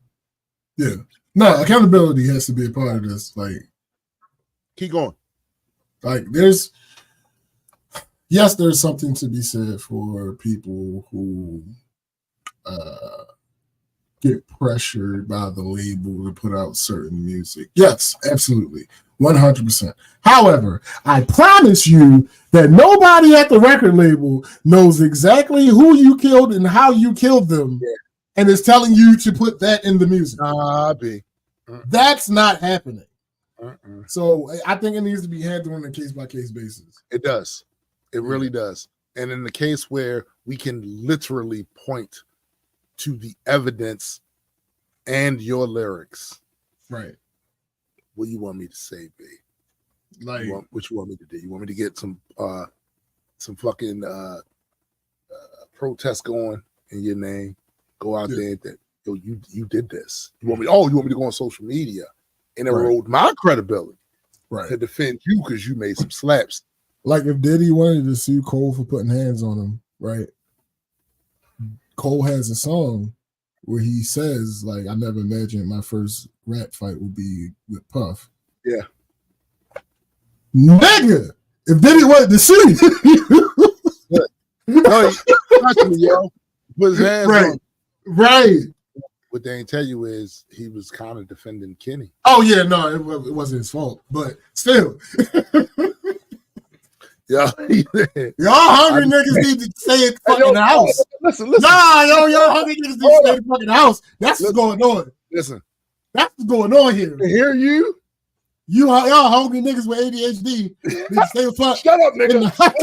Listen. Shut up, nigga. Listen, I hear you, but he had his chance. As I said, you can't do all of those things. You can't fuck my order up, take my money, and then talk shit to me. Now, to Marlon's credit, by the grace of Marlon, he proves you wrong. No, Marlon got our food right. That's not the point. He still did those things. Nigga, let me tell you something. By the grace of Marlon, the strength of Marlon. Hey, listen, it don't matter why. Nigga, I'm gonna say victories, nigga. I love my older brother to death. The one that passed, love him to death. He couldn't have told me that. He couldn't have said that. Right. It took Marlon. Yeah. You know what I'm saying? Marlon was like, yo, y'all get the fuck out, yo. Right. Get out, yo. Go get out. Go to the car.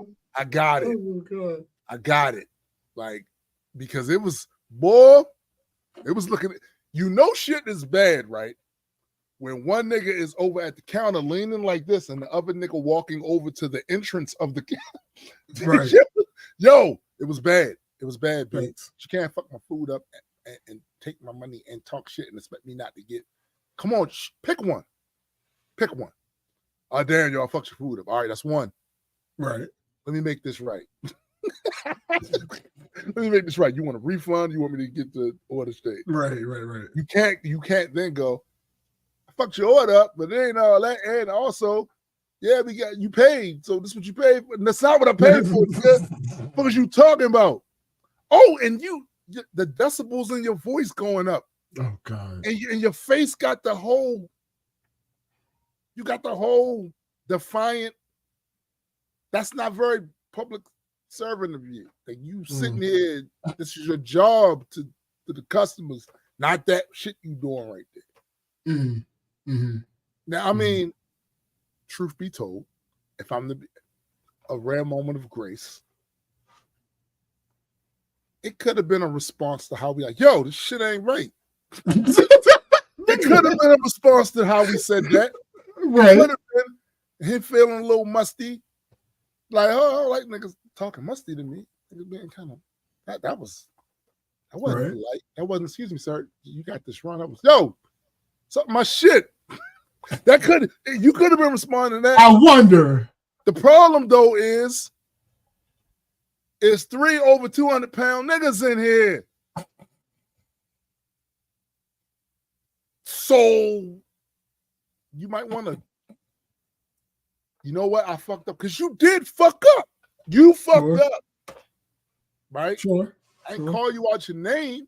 I was like, yo, this shit ain't right. That's what this shit ain't right.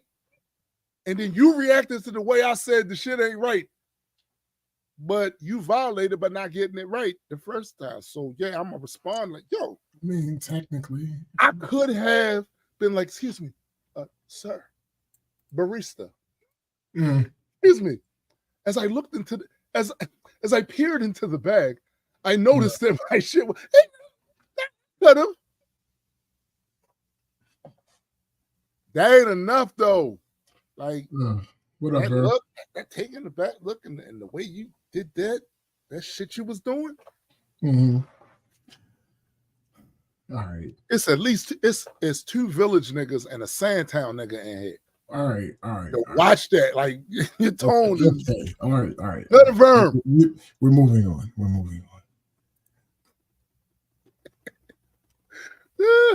Yo, this is a good point right here. Hey, that's what happened. There's some dudes that made a video about a real robbery and used the actual getaway car in the video. It was used in court. They're still in prison. This was over a decade ago. Fuck them. You can't be that ignorant. What you want me to do? Right. This right here. Hog already, man. Let it go. You know what? I got you, sir. Defuse it. Oh. Defuse it. Uh-huh. I defuse shit. And I thought I could take you. And I still defused it. Sure. You know what I'm saying? Like, yeah, no, that's the thing. I beat the shot. But I'm not, because this is business. So the business, my job is to work with the public, right? That's my job. You know what I'm saying? I could have worked in a warehouse. I could have did something else where I ain't had to deal with the public and shit. But yeah. I chose this, so that means there's a certain expectation of professionalism from me with that. And I fucked up. Sir, I got you. Mm. I can 100% jump from behind this counter and beat shit down your leg. But that's not the point. I fucked up. And you spent your money. Just saying. Oh, damn. My daughter was looking. Not this one. My daughter was looking. Hold up. No. The race would take care. My daughter was looking at that shit. Mm-hmm.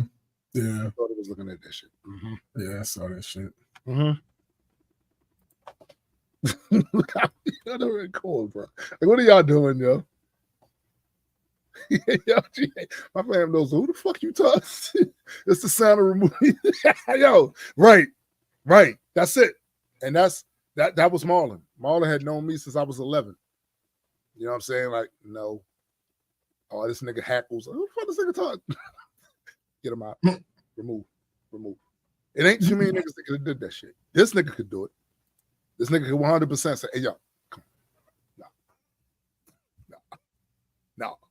Like, nigga, you wildin'. Nah, I don't do that. But if he ain't there. Oh, God. I'm just saying. He ain't there. Yeah. But yeah, weekend review. So I'm going to start. It's one major thing. Mm. And some of this is going to be an indictment of the medical system here in the United States. Sure. Right? Let me preface this by saying what I used to hear about socialized medicine was there's two problems with socialized medicine. Your tax is going to be high, and you're going to wait a long time for service. Those are things I heard. Mm.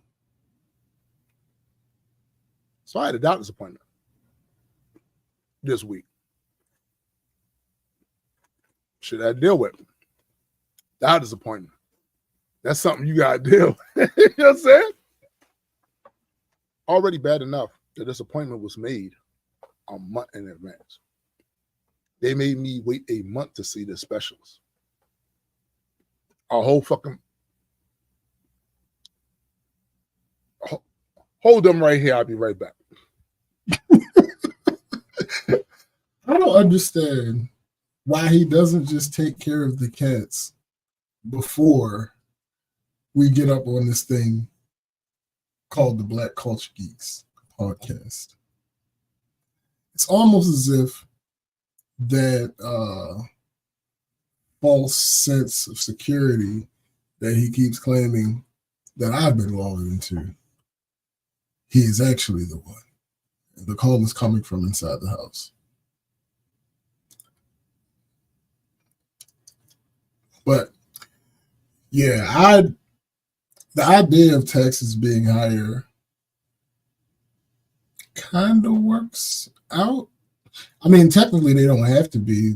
The tax allocations just could be rearranged, but that's neither here nor there. Who I don't really expect any of it to happen, to be honest with you. It'd be great. It'd be amazing. And it's kind of how it pretty much should be. The other places in the world, other civilized countries, absolutely have it. That is the dream, GA. That's the absolute dream. GA said, quick weekend review for me is I started a new job making way more money than my last while working way less. Hey. So that means we're gonna get way more music, right? That's what that that's. I looked at the equation and that's what the math said to me. Correct me if I'm wrong though, because 1 + 1 = 2. I'm just saying. So, and it's crazy the way that I wish the monitor wasn't directly in Jim's face. So we can see through his glasses exactly what the cat was doing. Because generally he tends not to tell us when he comes back. He just confirms or denies if it was about the cat. So I don't know what it is. And this motherfucker, generally, when he talks about, I did talk to him about that. Never mind. Dang, I'm not gonna say it then. I was about to fuss at him for something that he ain't even do. My fault. I had to be on some Darth Vader shit. You know that scene, SBA don't know, but that scene where he was like, I had to alter the terms of this agreement. Pray I don't alter it further. I had to be on that. So it was whole specialist shit. I had to go to a urologist. So they already made me wait a month to do that. So it was a good day. Temperature was nice outside. Traffic was horrible. But I eventually got there, and they sent me all the way to Germantown to do this shit. We finally get there, but I'm right in the nick of time. I go up to the 5th floor, on some bro man shit. Okay, all right.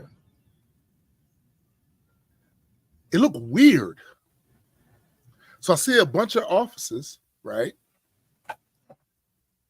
But the numbers weren't on most of them. Numbers of the room. Now, there was a number on one room in particular I saw, but it was written on there, right? It wasn't like it was in one of these things where you slide in the thing, the cardboard or whatever. Wasn't that. I'm looking for the room. As I walk up a little further to the hallway, I see a lawyer office. But that's not what I came here to see. And I go all the way to the end where the room should be, the suite should be. There's a sign there. That sign says, we've moved locations. Oh. To Silver Spring. Yikes. No, wait a minute. I know it ain't just happened today. Y'all ain't just pick up and move today. It's a whole doctor's office with equipment and all kinds of shit. My primary caregiver knows where I live. So you sent me all the way out here to a place that ain't even the place no more. I get on the phone, call the number of the urologist. I'm like, yo, the address I was given, turns out that's not the address. Pretty sure y'all didn't just move out today, so I wasn't informed. And I called them for 2 reasons. One reason is because I'm pissed and I really needed to see the specialist because I want to find out what the fuck going on so I can get a resolution to it. That's the thing. That stands the reason. The other reason is that this particular specialist office charge you $25 for no call, no show, or a non-cancellation if you don't cancel within 24 hours. I showed up. Indeed, you did. Weren't here. Correct. Motherfucker, if you think I'm paying you $25 for that, you're bugging. Then they say, oh, I'm sorry. You think maybe you can get here? I'm in Germantown. Traffic was ass getting hit. So if I go there, you're gonna guarantee I'm gonna be seen? Because I know that it's got to cut into somebody else's appointment time. Yes, odds are if you get here, we have to tell you that we couldn't take you and we have to reschedule. I know you don't think I'm gonna drive all the way out there to be rescheduled. Let's do the rescheduling here. Could you give us a minute, sir? Matter of fact, we'll call you right back. I go downstairs, tell my wife, like, these motherfuckers completely moved to a whole nother location. I'm sure this happened during the course of whatever. From the time the referral was given, the appointment was made, and now here, she was like, wait a minute. So they're not even up there? No! Yes. Then these motherfuckers take their time to call me back. I'm literally already home. In fact, I had been home for like 2 hours. Nigga. And then they call me back and say, we want to reschedule an appointment, but now it's real iffy with me, with y'all. But then I start thinking, it ain't really y'all. It was the primary caregiver. This is the address that's on the referral. But when I made the appointment with y'all, why you ain't say nothing then? Nobody said nothing. Like, think about it. You had why not make sure that people know the address? Like, yo, it's not. We moved from such, so just in case, this is the address we at. But like maybe they assumed that on the referral they got the address right. I don't know. But it was ass, especially considering the fact that I got another appointment, not with them, with another specialist, heart specialist. November 20th. Thanks. I'm feeling like I probably need to confirm the address of this place. Except this is a place I go to all the time. So okay. But the whole idea of having to wait entire months before you can get an appointment, this was the criticism of socialized medicine that I heard motherfuckers say. But years ago, I asked a couple of Canadian fans about that. They was like, we all right. We good. I mean, yeah, for some stuff, but overall, we good. So that's overblown. That's an excuse not to do it. That's not to have universal health care because we currently don't have that. And I'm already waiting months to see a specialist.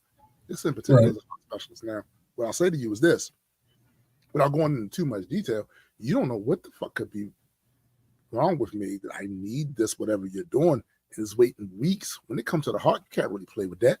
Motherfucker have a heart attack in between, and in 3 weeks, if they're having like an issue and they come to you with the issue, you don't know what that is.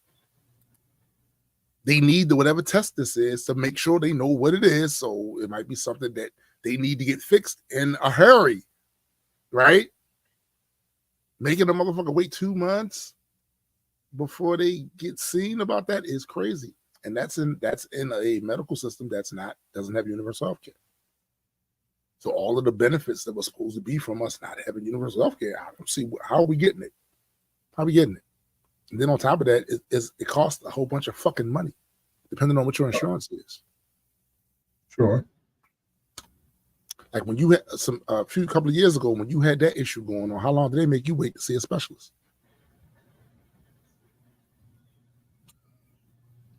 I want to say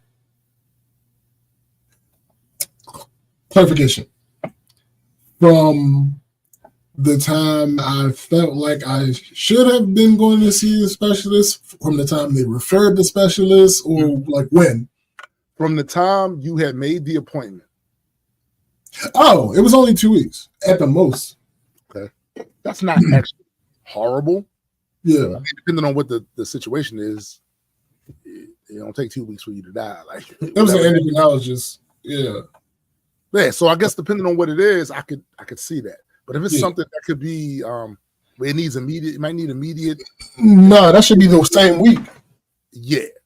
Because you don't know. The moment the person feeling the symptoms, right? Depending on what this could be and what heart shit is, heart shit is iffy.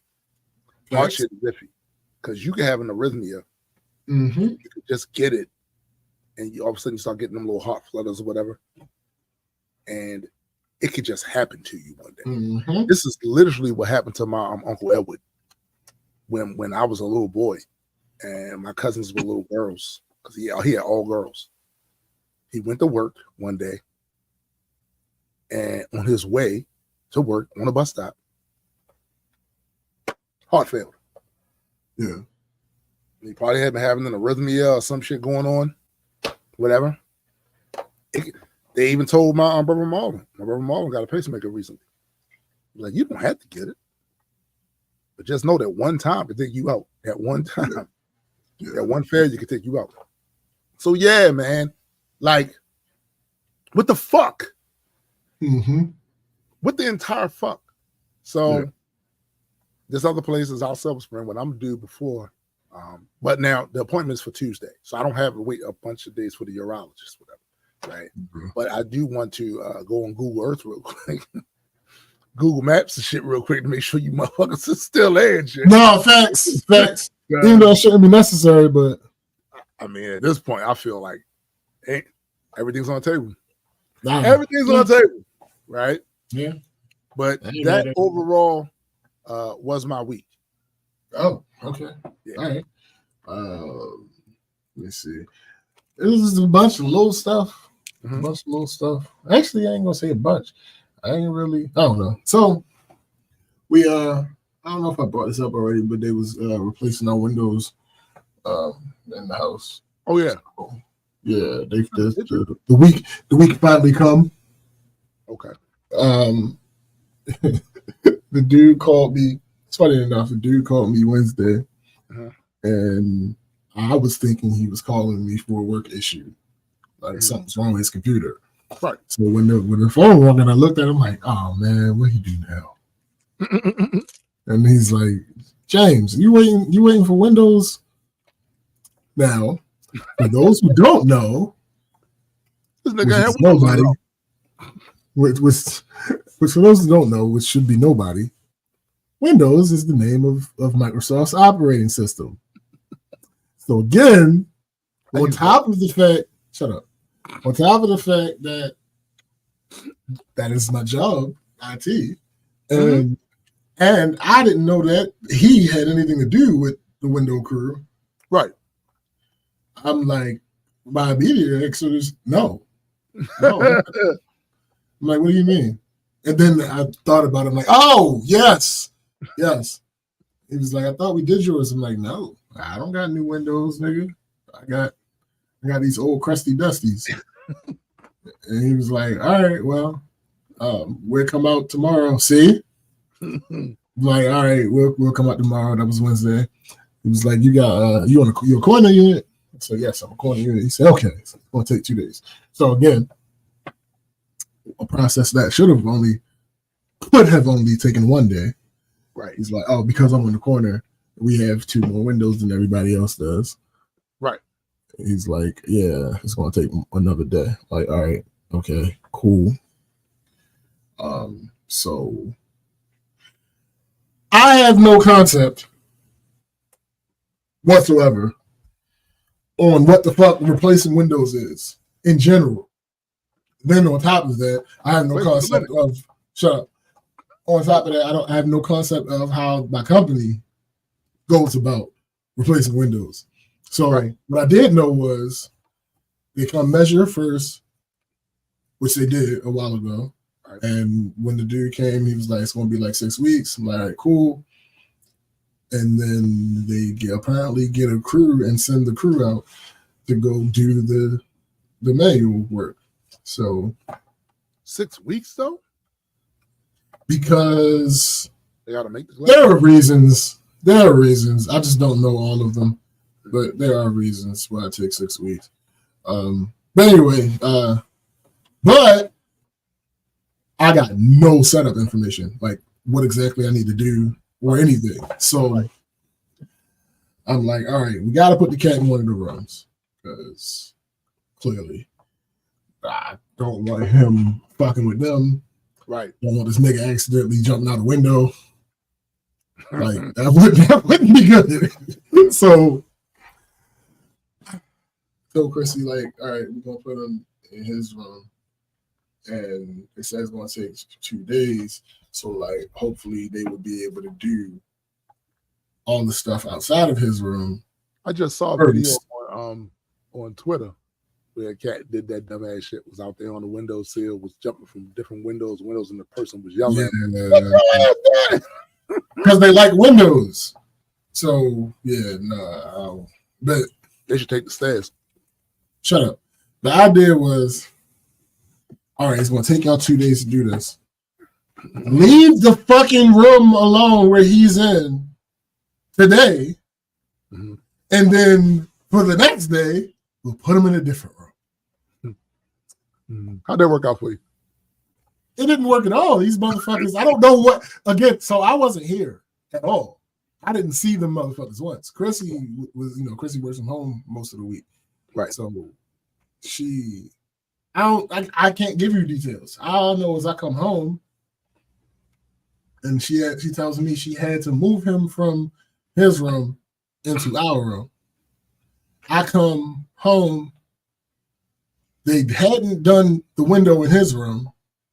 So I'm like, why the fuck did you have to move him out of his room? And they never finished. They didn't do the windows in my room. Oh my. It's like, so what is happening? So they said that they needed to we needed to move her desk out the way so they can get to the other window. Mm-hmm. Now, Chrissy had never come into the office. It didn't work. They didn't listen to her. And Chrissy didn't come into the studio that day, so she didn't notice. But I had already made space.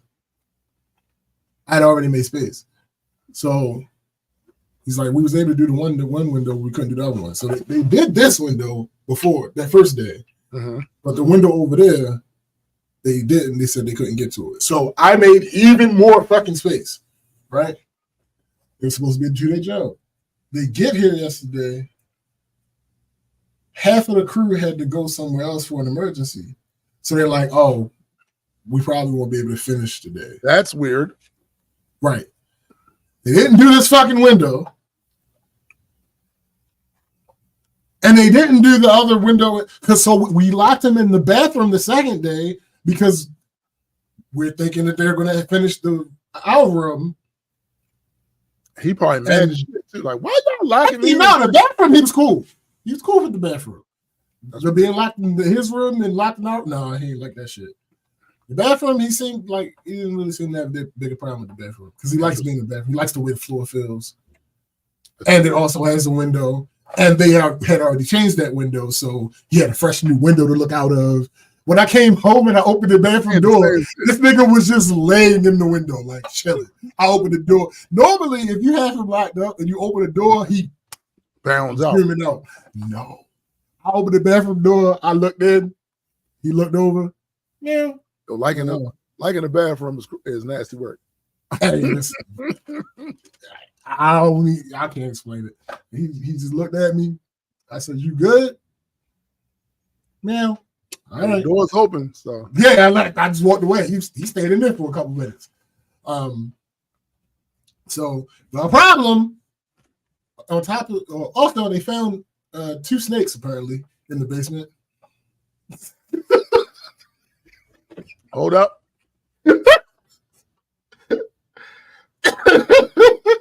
Divide 2, carry the 6. I don't know where you got 6 from. Fuck! What the fuck? Y'all got snakes? I'm tired of the snakes in this motherfucking basement. Sure. Why do y'all have? Why y'all snakes? Who's doing witchcraft? They made their way in through a drain that connects to the house that didn't have a cover on it that it was supposed to have. It was Agatha all along. First of all, basically, I didn't think y'all lived in the area near wooded whatever. Oh no, the whole circle was surrounded by woods. Jeez.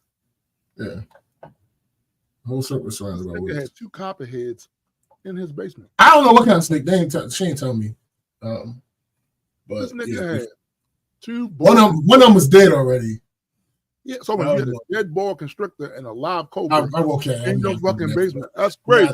Now you're being wild. Like, what are you talking about? But so yeah, that was the thing that happened.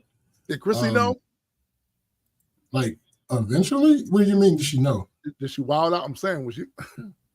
They told her. I was here. Yeah, they told her. Did she wild out? Did you read her comment? And now I won't go. And now I won't go in the basement. So there's that. Then the actual biggest inconvenience of all this, right? I mean, of course, from my perspective, because Chrissy has her own because she works from home. But from my perspective, the biggest inconvenience from all of this shit is y'all started on a fucking Thursday, which means if you don't finish in the 2 days you have to do the work, that carries over into the next fucking week. So, also, because it's kind of rainy season, there's no guarantee it's going to be Monday. It might be Tuesday. And then, like, that type of thing. Like, no, nigga, get my shit done. Pay these niggas to do overtime and have them motherfuckers in here today or something. And we're not doing that. Nah, Claire, I don't, absolutely not. A lot of people in my job, they'll take the overtime. This nigga live in Australia. You got kangaroos coming out of his drains. Who the fuck? Number one, I promise you, if the kangaroo can fit, it's not an effective drain. Not an effective drain. This nigga, because Australia, it's a bunch of shit trying to kill you all the time. No, in fact, no, everything's trying to kill you in Australia. A bunch of shit. Boy, way to under exaggerate. Listen, did you see that video where the guy was parachuting down and the 2 kangaroos was running while he was coming over there while he was parachuting down? This nigga holler, "What's up, What's up, Dingo?" As soon as he hit the ground, the kangaroo took a swipe at him. Yeah, no. Like they parachute these motherfuckers in. These humans in now? No, that's enough. No, we good. We all the way good on that. I believe you. You ain't gotta show me. You don't gotta show me. You ain't gotta prove shit to me. But yeah, that was a thing. Also, we did something that we were supposed to have been done a while ago. Apparently, it just never had gotten done for several different reasons. What's that? Chief among them, I don't like dealing with customer service. So relatable. I have things. I organize my life such that I have to deal with other people as little as possible. Mm-hmm. That's always the goal. Doesn't always work that way, but that's the goal. So, I'm supposed to be putting her on my insurance, car insurance, a while ago. Right. Well, when I went to do it in the app, I got to the point where it said something about this car can't be added. You have to call, blah, blah, blah. And I'm like, fuck that noise. I'm not doing that right now. And between the two of us, we kind of figured maybe it was because her car wasn't registered to this address at that point in time. It's like, oh, okay, cool. So at that point in time, because I hadn't changed my address from moving. So at that point in time, I put in a request with Progressive to change my address to my current address. She put in the request to MBA to change her car's registered address. Right. A week or two later, she gets her email. The little card in the mail.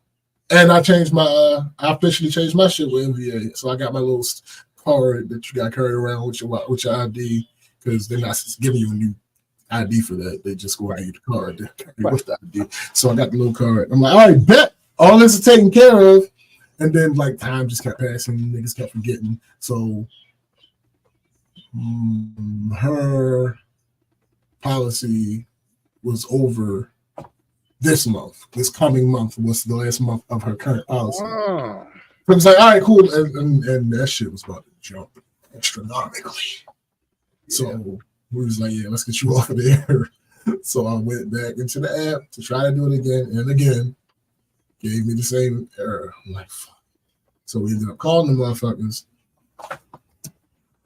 Yo, service your apps, man. Nigga. Seriously. Nigga.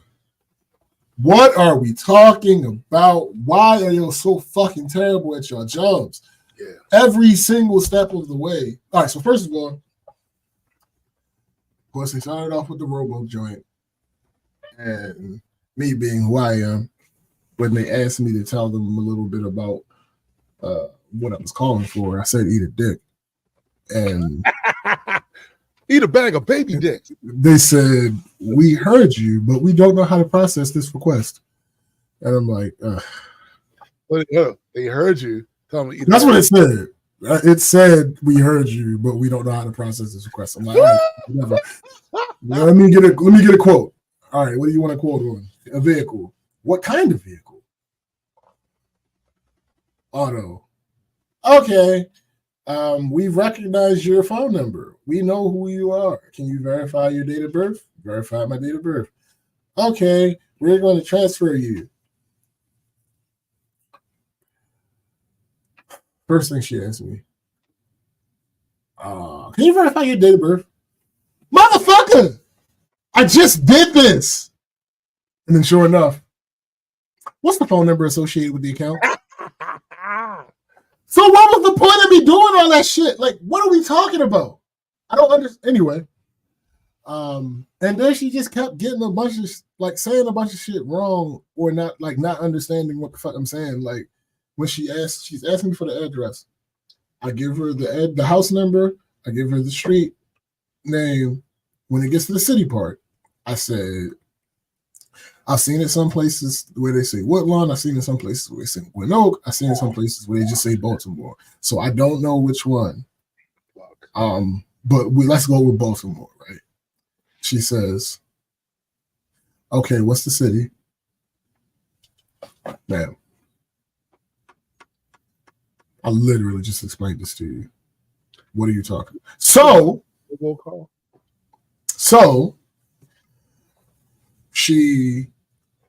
this is when I found out that Progressive fucked up because we went to start adding Chrissy's car and she says, what's the address? Blah, blah, blah. We give her the address and she's like, all right, well, this address doesn't match the address it's on.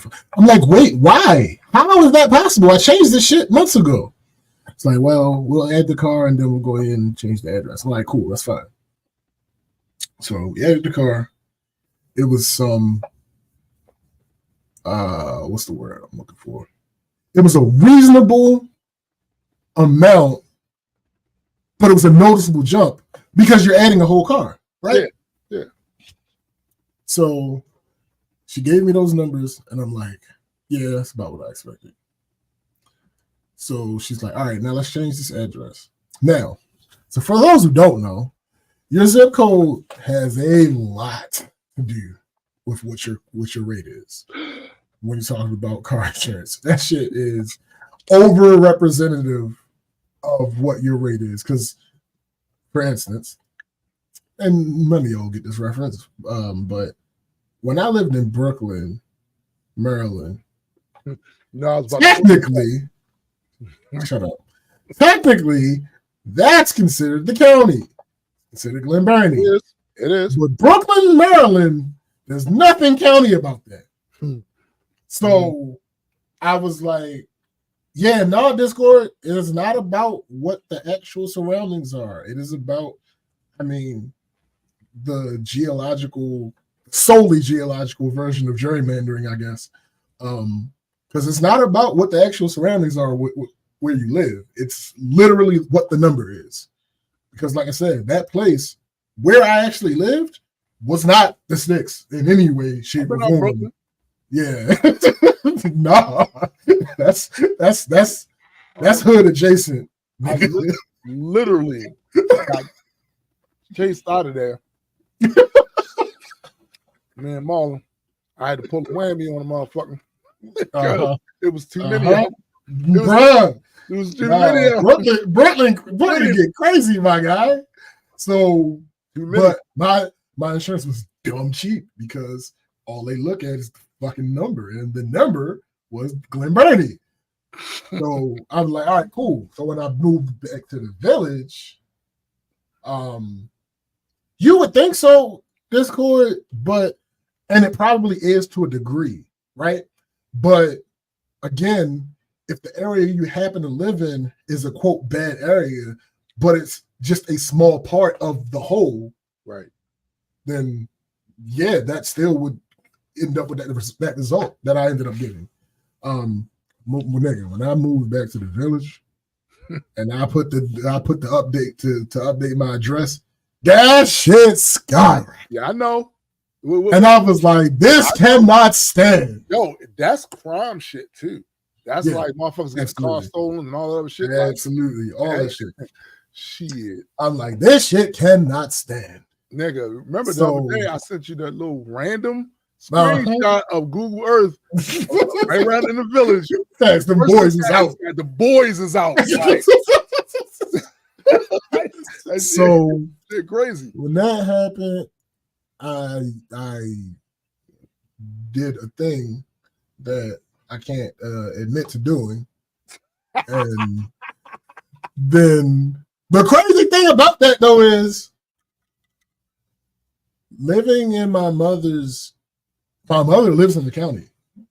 Living in my mother's place, I'm pretty sure that rate would be higher than my rate was in fucking Brooklyn. Because the surrounding area for the Brooklyn one is Glen Burnie, the surrounding area for my mother's house would be like Woodlawn. No, not even Woodlawn, would be like not Gwen. Oh, well, yeah, specifically Gwen Oak, I think. Regardless, different than where I am now, even though I only live 7 minutes away from her. Hey, nigga, so it's crazy how that shit works. Too. You gotta be careful about Woodlawn. Well, sure. But that's what I'm saying. I only live 7 minutes away from my mother, right? Oh. So when something happened, and then I ended up going back to the Emerson Village effectively because I was only like 10 minutes away from that when I was at my apartment on Yale. That's probably true too, Discord. Jack up according to the well, I don't know. The reason I say I don't know, like that logic stands with my mother's house because it's nothing but single family houses in that area. But I live in an apartment complex now. And my rate here, nigga, when they changed that address to this address, that shit plummeted. Interesting. That shit went super. Michigan has some of the highest car insurance in the nation. I pay $295 a month for full coverage on a what? Nah, yo. And he has a squeak. That's crazy. No, that is crazy. That's fucking crazy. That's crazy. So when I put my current address in, that shit was like, oh, okay. What's your? It went like. So basically, put it like this: the monthly payment is 3 people in 3 cars on this policy now. The monthly payment now with 3 people in 3 cars is like $10 higher than what the monthly payment was at my old apartment with 2 people in 2 cars. It's only a $10 difference. Dang. That's how much the shit went down for going from one address to the other. Right. That's ridiculous. It is. That is price gouging. It has to be. Hey, Kamala, you hear this shit? Right, because nigga, what are we talking about? Listen, you talking about you trying to stop these motherfuckers from gouging prices. And Discord, that's why I say it's probably not as strong a factor, the median income, because I feel like they charge broke people more for car insurance. So do you remember that era when PG County had like some of the worst car, like the car theft? That's still up there. I see this one TikTok I'm watching. I see every now and then, and it's just like his entire TikTok is cars sitting on cinder blocks and crates because people stole the rims. And he has a new video least once a week. That shit crazy, yo. Yeah. Damn, Vern said his car payment is $375 and the insurance is $300. Yo, that's crazy, bro. That shit is the insurance. If this stands, because there's always potential. Oh, I'm sorry. So I'm saying I was happy to hear about what the monthly cost was. However, because she had fucked so much stuff up on the way to telling me that number, I don't trust it. Of course not. So if this stands, that's crazy, Vern, because your car payment is about what insurance for all three people in all three vehicles is for us. That's crazy. And for comprehensive and all that, like, yeah, not just liability. Yo, that's the full thing. Yeah, so that's come on, bro. Like, really? This shit you fucking I'm telling you right now, when I'm gone, there will be no more cars in our household. I'm in Panama, it's Ubers. I get it. Fuck Ubers and public transportation. They got a great subway system. Fuck that. Mm-hmm. No. Absolutely. No, I get that shit because this shit can get prohibitive. And I know some people who deal with that type of shit. And it's like, yo, that's crazy. Like, luckily, that's a lot of money, yo. Yeah, luckily my shit ain't never been ridiculous. But like I said, changing my address to my old apartment, that was a rude awakening. That shit skyrocketed. I was like, oh, yo, bro. God damn. That's crazy, yo. That's wild. Let me see. Insane. What else? Actually, you know what? What? You know what? Because I wanted to do this last time, but didn't get a chance. Yeah, because we ran out of time. And did it go to Google?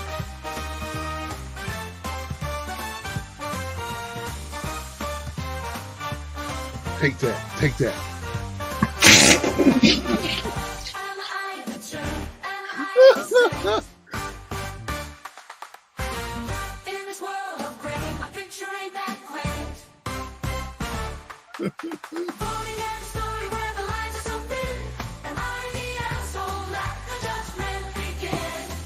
Yes.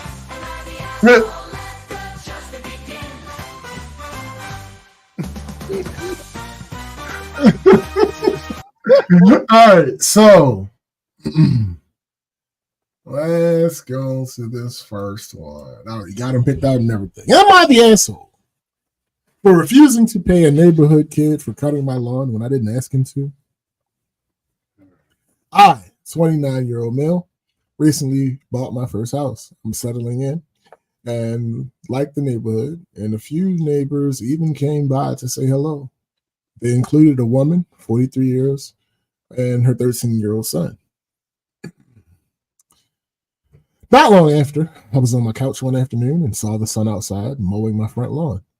I was confused since I'd never asked him to and he'd never offered.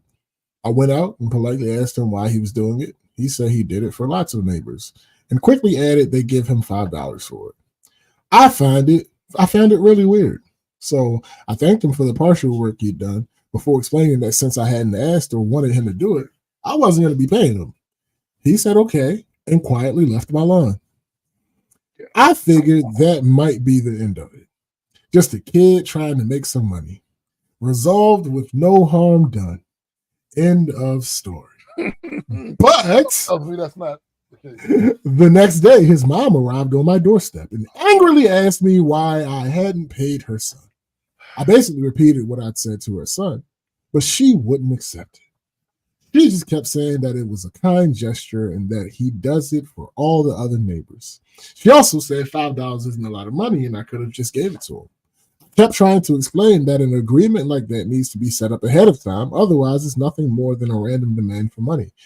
But she basically turned me out tuning me out, and it ended up walking away as I was talking. I was amazed the adult in the situation was handling it worse than the literal child was. I'm wondering how much longer this will go on for. That was last week. Every time I've seen her since, she's stared daggers at me or made a show of crossing the street to avoid me. I'm not instigating anything further. I really have no desire to speak to her, but I'm thinking she might try to send her poor kid back to collect the money or even mow the lawn again. I've vented about this to family and friends, and while most seem to agree with me, some said I should have been grateful and paid the boy and just told them from now on not to mow the lawn. I can't tell if I've been an ass here or if my reaction to the whole thing was entirely justified. All right, so as somebody who grew up in an era where that shit we did, we would cut people's grass, we would shovel people's snow, we would break leaves, we would go up to the supermarkets and carry bags of people for change. We should do all of that shit, right? Yeah. A contingent on that, though, is that you made an agreement with person who said lawn it was, said front porch it was, said you didn't just, somebody came out of the supermarket, you just didn't grab their bags and start to, no. You ask them, you need any help, and then they tip you whatever they want to tip you for doing it, right? Sure. You ask. Now, I certainly understand the other side of it that says, I throw the kid $5. But there is another side to that, though. The other side to that is that that's ripe to be exploited. Yes. That's ripe to be exploited. That's somebody just literally doing some shit. I washed the car. Give me $15. I did this. Like it's a lot that comes with that. So I certainly understand him going, no. If you are doing this industrious thing as a young kid, right? One of the things you learn, because you're trying to learn about earning money. The other thing you gotta learn about in business is making an agreement. You need to learn that. This is a very smaller scale part of it, but you do need to learn about making an agreement. Don't just come up and start washing my windows, right? And they're like, give me $20. I just did all your window. No. Okay. Now he could have thrown him, it's $5. That ain't shit. But I do understand the other side of it. Like, yo, he need to learn to make an agreement. There's never been a time where I expected to get some money as a kid that I just went and did it. And it was like, hey, that reminds me of the Squeegee Kids, right? Right. On that street, swear shit on you. Give me. I hear you, but you didn't even come and ask me. You didn't say, hey, if you like, we take your window, we clean your windows for such amount. You didn't do none of that. They got to learn that part too. They got to learn that part of it. Sure. Yeah, I'm kind of with GA. Like, you could have gave that little boy $5, right? But I feel like not a strong everyone sucks here. Mm-hmm. Not a strong one. Mm-hmm. A light one. A light everybody sucks here because I can't imagine you don't have $5. You just bought it. Nigga, you got $5. You got $5. You got $5. However, the mother, her coming over there with that entitlement. Fuck you! Like, what are you talking about? I don't understand. I don't understand the point you're trying to make. You have no say in this. Like, calm your monkey ass down. Especially if, and we don't have this information, but especially if like the kid didn't go complain. Like if she asked the kid, like, you know, I noticed that you didn't finish his yard. What happened? And he explained like, oh, you know, he came out. He mentioned that he didn't ask me, so he wasn't going to pay me for what I did. And I just stopped and, you know, moved on. Seemed all right with it. The kid seemed okay with it. Mm-hmm. So, yeah, no, fuck her. Like, he's the asshole in this situation. I listen. I probably $5. I don't want to cut the lawn. But something Discord said about you need to ask permission to be on my lawn. Period. I understand that. Like absolutely facts. Fuck off my. Yes, no, yes, we know. Yes, we're aware of how you feel about being on old man. I really don't like that shit. Yes, no, yes. It's you made it abundantly clear. I would say everybody sucks there too, but the mom really pushed it to me. Like he came over there with, I know you ain't that about. Nobody asked him to do it. He didn't come to me and say, "Hey, I'll cut your grass away for $5." You ain't nobody. Again, these are part of the things that I was taught growing up from uncles, the OGs in the neighborhood. Ask them all. Go ask. Open your mouth. Say something. Closed mouth don't get fed. Ask. All they can say is no. But you put in a lot of labor for that potential no. You cut the grass. You just went and cut half the lawn and shit. You put in labor without getting the agreement of them. You know what I'm gonna do tomorrow? Tomorrow I'm just gonna go across Baltimore Avenue to one of the restaurants, and I'm just gonna start waiting tables. I'm just gonna start waiting tables. Okay, I can take your order, and then expect her to pay. Your shit muted. Your shit is muted. We can't hear you. Yeah, your shit is muted. Can't hear you. I'm saying I don't like you much. Listen, you should have kept that shit muted. We need to hear that shit.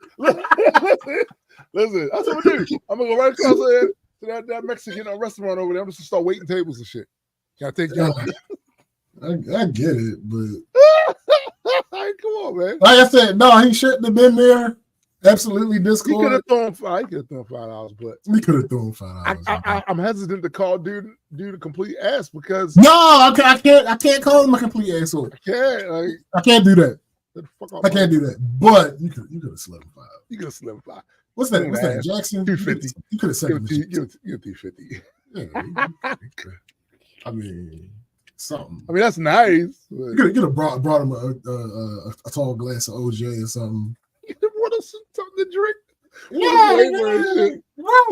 You could have compensated them in some way, my guy. That's a cranberry juice, young man. Right. Like, I don't know. Toss him a bottle of water or something. Like, come on, my guy. All right, yeah. Next one. That's funny. Am I an asshole for taking my girlfriend home from the hospital? I, 19. Wait a minute. For what? Taking my girlfriend home from the hospital. I, 19 male, have been house sitting for the week, and one of my rules was not to have my girlfriend, 21 female, over to the house. She currently lives in a shelter. Oh, shit. Last night, she was feeling very ill and ended up blacking out on the floor of the shelter. She was rushed to the emergency room via ambulance, and I'm the only contact for her since she has no family or friends. I showed up last night around 11 p.m., and she was discharged from the hospital around 5 a.m. after concluding she didn't need an overnight stay at the hospital. Her shelter doesn't allow anyone to enter under any circumstances after 7 p.m., nor allow anyone to enter before 8 a.m. So I opted to take her to the house where I could make sure she was getting proper care and treatment after a long night of sitting in a busy emergency room. This morning, I was met with extremely angry parents who disregarded the lack of normal circumstances and frowned upon my choices. Of course, under normal circumstances, I would have followed the rules. Am I the asshole for breaking those rules under an unforeseen emergency? Edit, I'm house sitting for a relative, unpaid. I assume I made the wrong wording choice since that's largely seen as an occupancy. My bad. Regarding why she isn't allowed here isn't due to her being unliked or having done something wrong. It's simply just because it's their house, their rules. I do not have my own place as I stay with my parents while I'm in college. She's currently living in a shelter due to a lack of financial resources from running away from a very, very tough situation back home and is looking to change her life for the better.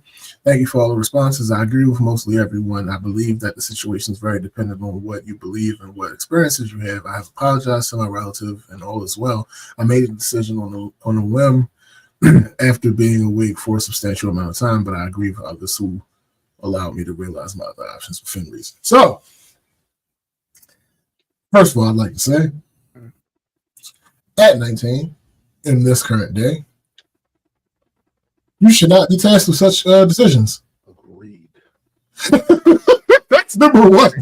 Like, what? Because that is a real scenario where I gotta say, I probably would have. I don't know. All right. We're talking about me, or we're talking about what I think a 19-year-old should do. Yeah. If we're talking about me, I probably would have done the same thing.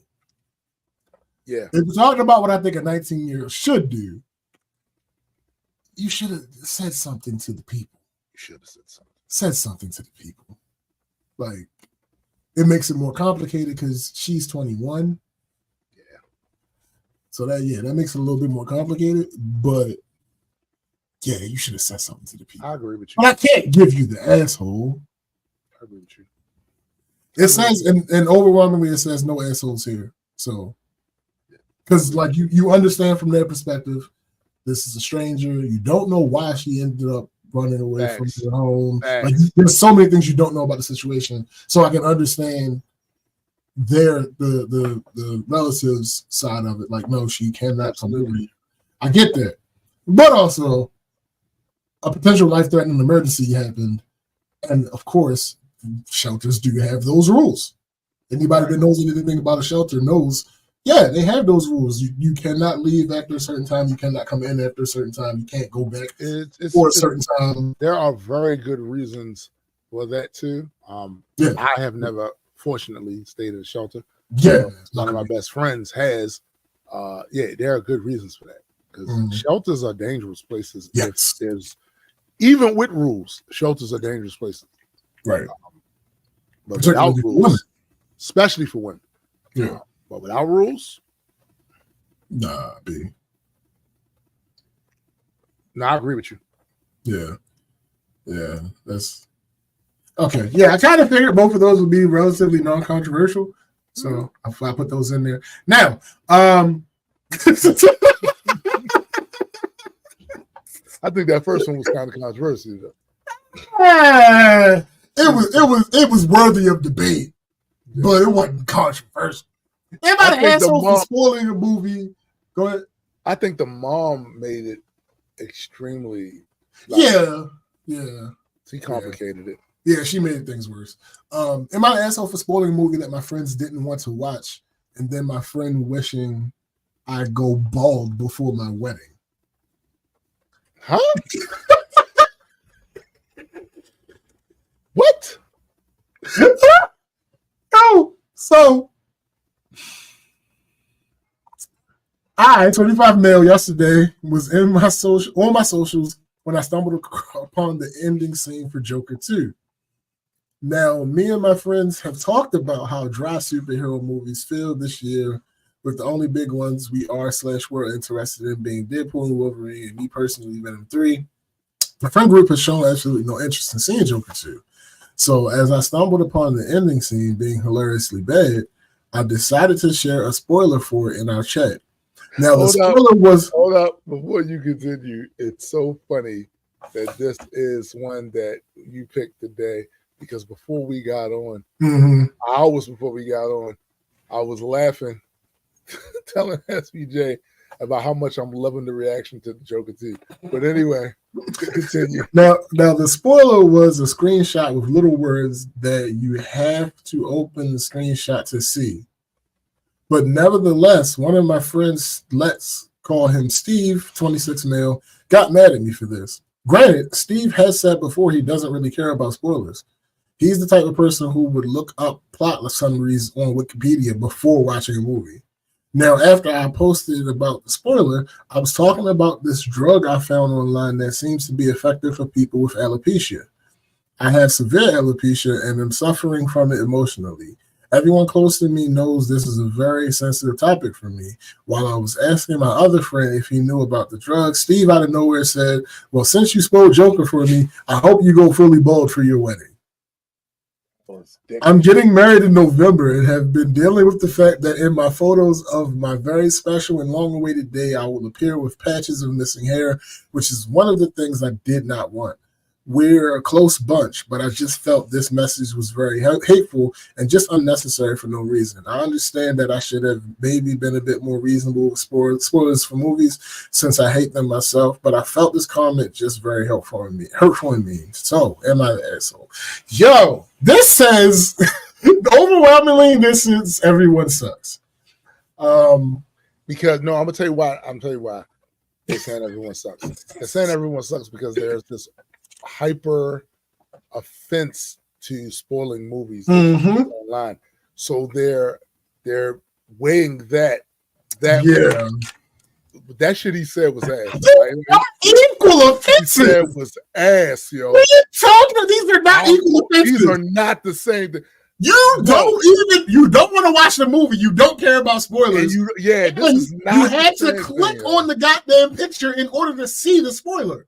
Like, not. And again, to clarify for anybody who didn't catch that, when I say you had to click on it, I don't mean like you get a notification that you got a message and you got to click on the message. No, obviously everybody has to do that. No, he said the picture itself was formatted in such a way that even when you see the picture, you still have to click open the full picture in order to get the spoiler.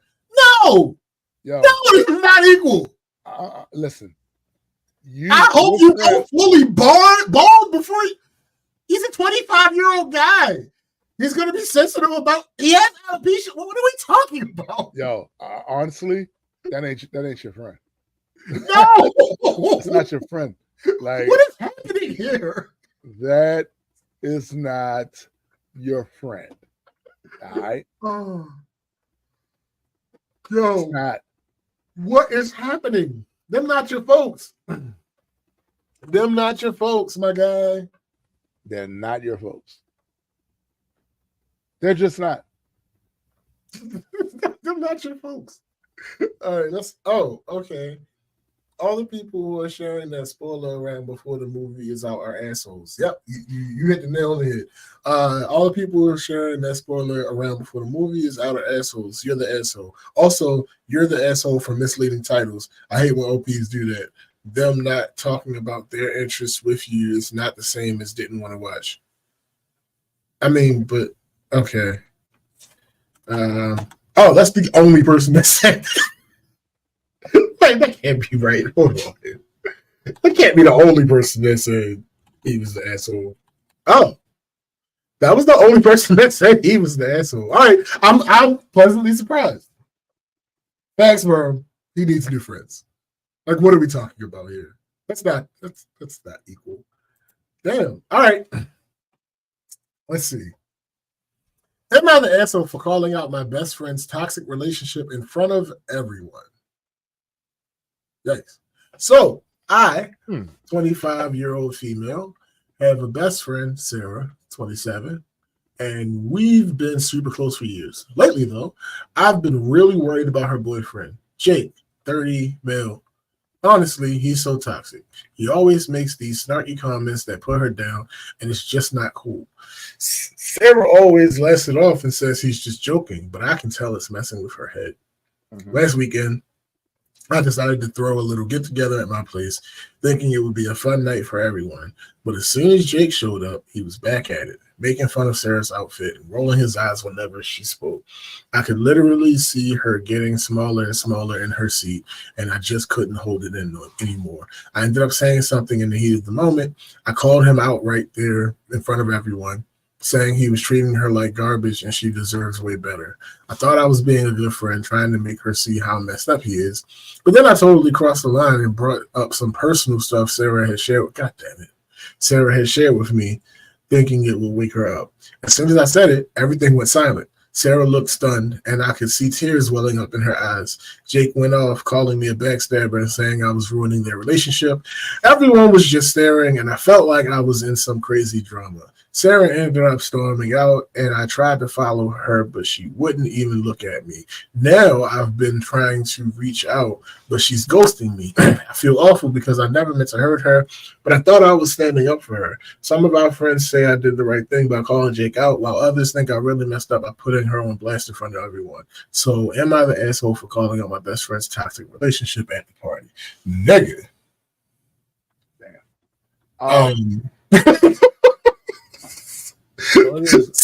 Wait, before you start, let me caveat. Okay. Let me caveat. Go ahead. A couple of caveats. First, if there is any knowledge of physical abuse, then disregard everything I'm about to say. Right. That's one. Right. Number two, I was partially with you up to a certain point. If I would ever experience that with one of my friends, that other person is not invited to my house. Nope. It's just that simple. Listen, if that means you're going to stop coming to my house, hey, fine. So be it. I'm not going to be party to this. That's right. Yeah.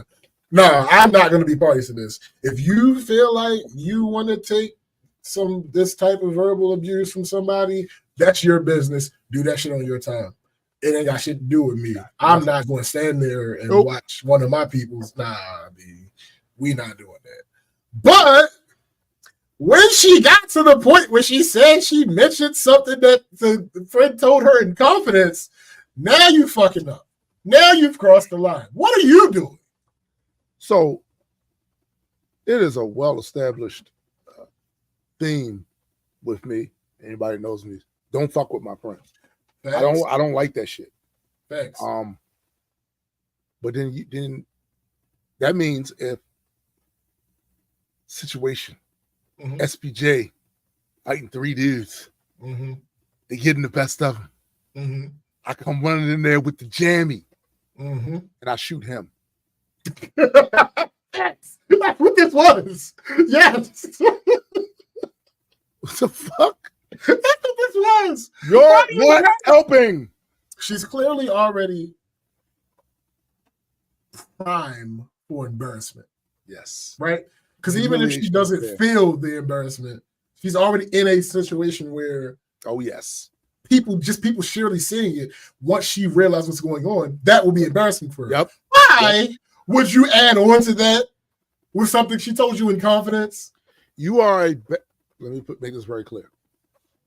You are a bad friend. Yes. An even worse Redditor, because you said that shit like, I was just standing up for my friend. Right. No. In the intro, then we hear the whole thing. You betrayed her confidence. Yep. She was already in a compromised situation to be embarrassed. Yep. You embarrassed her further, and then you wondered why she's not just ghosting. She don't want nothing to do with you after that. Because quite rightly, look, I have friends that have had fucked up relationships, right? That clearly can be seen.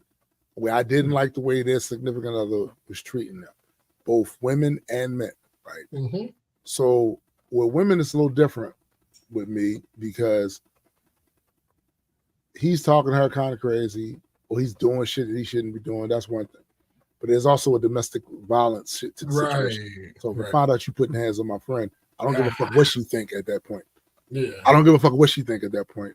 I'm about to whoop your ass, right? That's that. But if I'm coming to the defense of a friend, that's the steel man the friend. Yes. That's the big the friend up.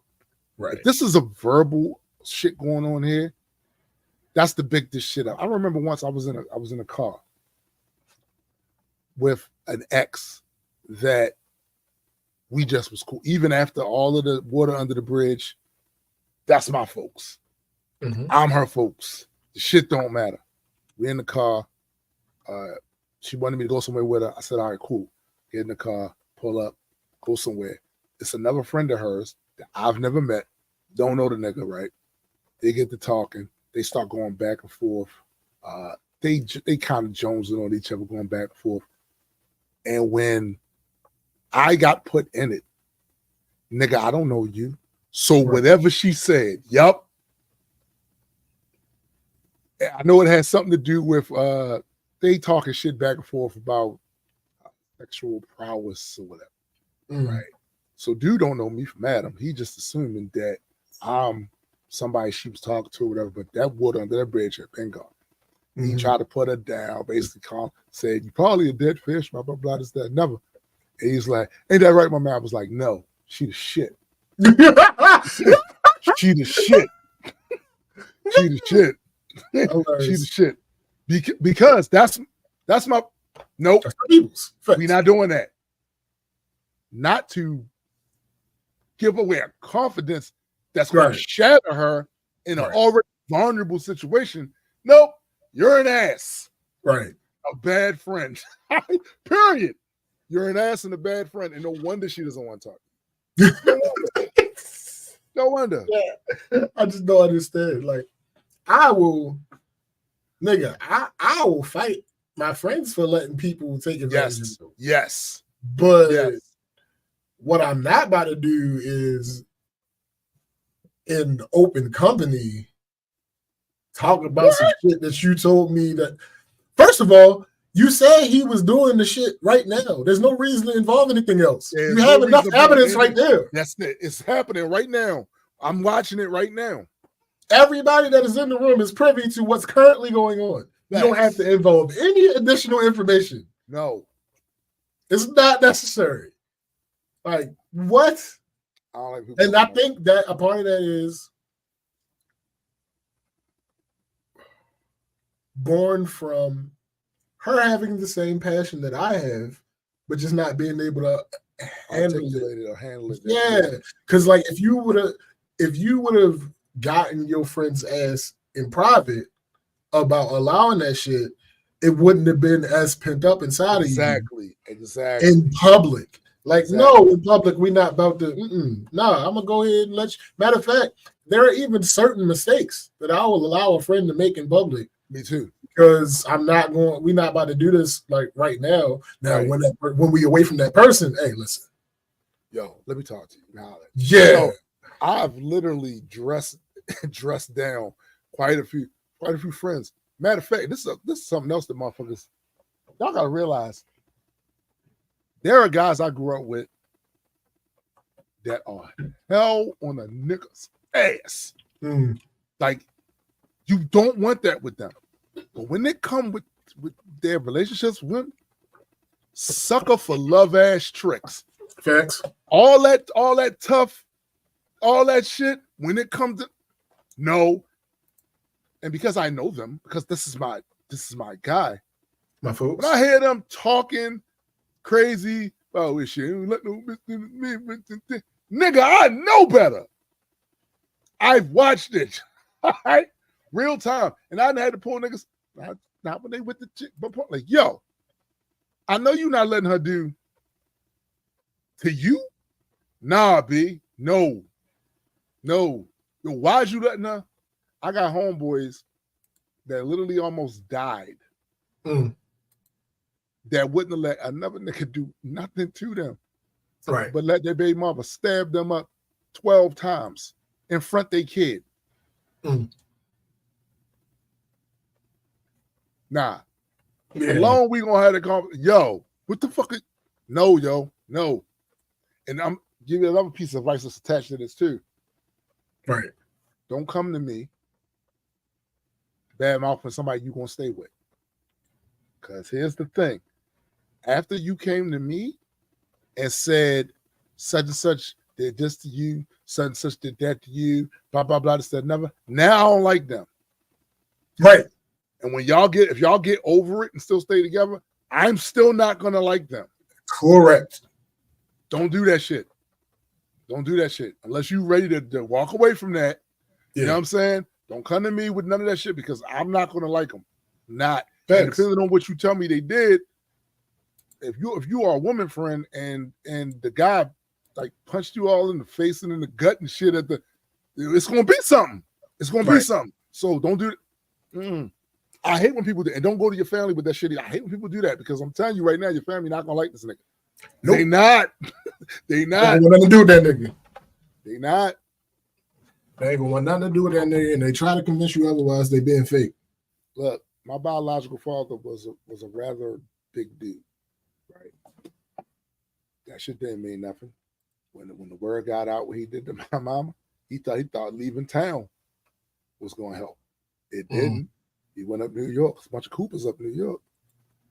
Caught his ass in the bar. You know what I'm saying? He wound up going to New Jersey. New Jersey. Yeah, he might have gone to New Jersey after that. I said, my father, Vietnam vet, big nigga. What? Too many Coopers. Dang. It's like Mario. God, I hate you so much. Just saying, like, just be careful out here with what you tell the people that love you about your significant other and shit. Because if you ain't ready to leave, if it wasn't a deal breaker for you, it's a wrap for the rest of us with this motherfucker. It's a wrap. Like, and I'm more liable to believe fuck shit. You know what I'm saying? Because you already came to me about that. I'm more liable to believe that shit. 100%. 100%. We ain't, I mean, it's a thing. It's a whole thing. I don't want to hear it. I don't want to hear it anymore. Like, I really don't. If you're going to solve it, then complain to me. Yeah. Because I can't. Something in my brain doesn't allow me to reconcile something being bad enough for you to complain to me about, but not bad enough for you to do anything about. Yeah. Like, venting is one thing. Venting is fine. Yeah. But it cannot be continually venting about the same thing that you want. How you vent matters. Like, if you say some shit like, I love him to death, but blah, blah, blah, he be doing blah, blah, blah. That's different. When you come to me with the weepy eyed, you affecting how I see this nigga. Right? Yeah. You're affecting how I see this nigga. So don't do, if you ain't ready, if it ain't over, like, yo, first of all relationships, in all relationships, there's going to be arguments, disagreements, times that you don't feel heard or seen, but you don't rise to the level of you wanting to leave it. And these are not conversations that you need to bring to me. Right. But the moment it comes to some shit, or if you bring those to me, it should be framed a certain type of way.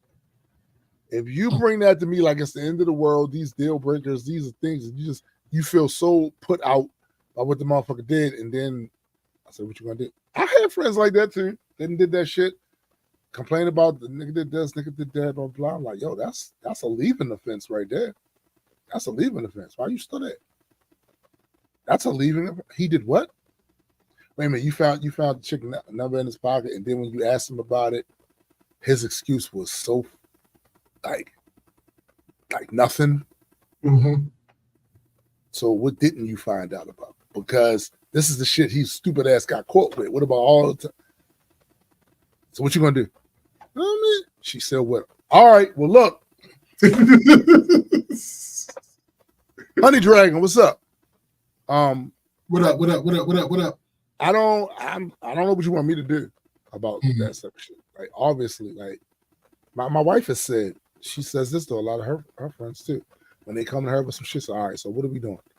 Right. So is this a situation where you want me to tell the truth, or you just need somebody to hold your hand and be supportive? Right. I need to know what we doing right now. I need to know what we're doing. I need to know what time. You know, because if I go off of my instinct, you might not like you might not like what happens and shit. If I go off of my instinct, fuck out of here. Okay, I'm not doing all that. Anyway, so yeah, no, she violated. She was cool at first. I was right with her. Yeah, she was cool at first, but she ended up violating, and I don't like it. Nah, you an asshole. Yeah, you're definitely an asshole. But you're not an asshole for the way you tried to frame it in the title. Right. I was standing up for my friend. And the purpose of you standing up for your friend is to big them up and support them, not to embarrass them further. Like, I don't know what the fuck where you got that from. You're out of pocket. Basically, you're out of pocket. Facts. Yeah, that's it. Perfect timing. Yeah. Yep. Absolutely. So, we want to thank all of you once again for joining us for another rousing edition of the Black Culture Geeks podcast. Honey Dragon, you can always watch the replay. Be sure that you never forget that there is always music. I heard some shit before the show. Damn it.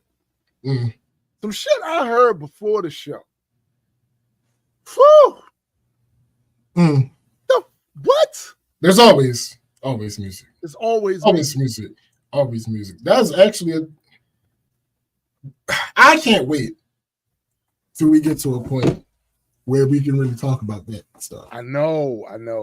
I'm trying to get okay. Okay, GA.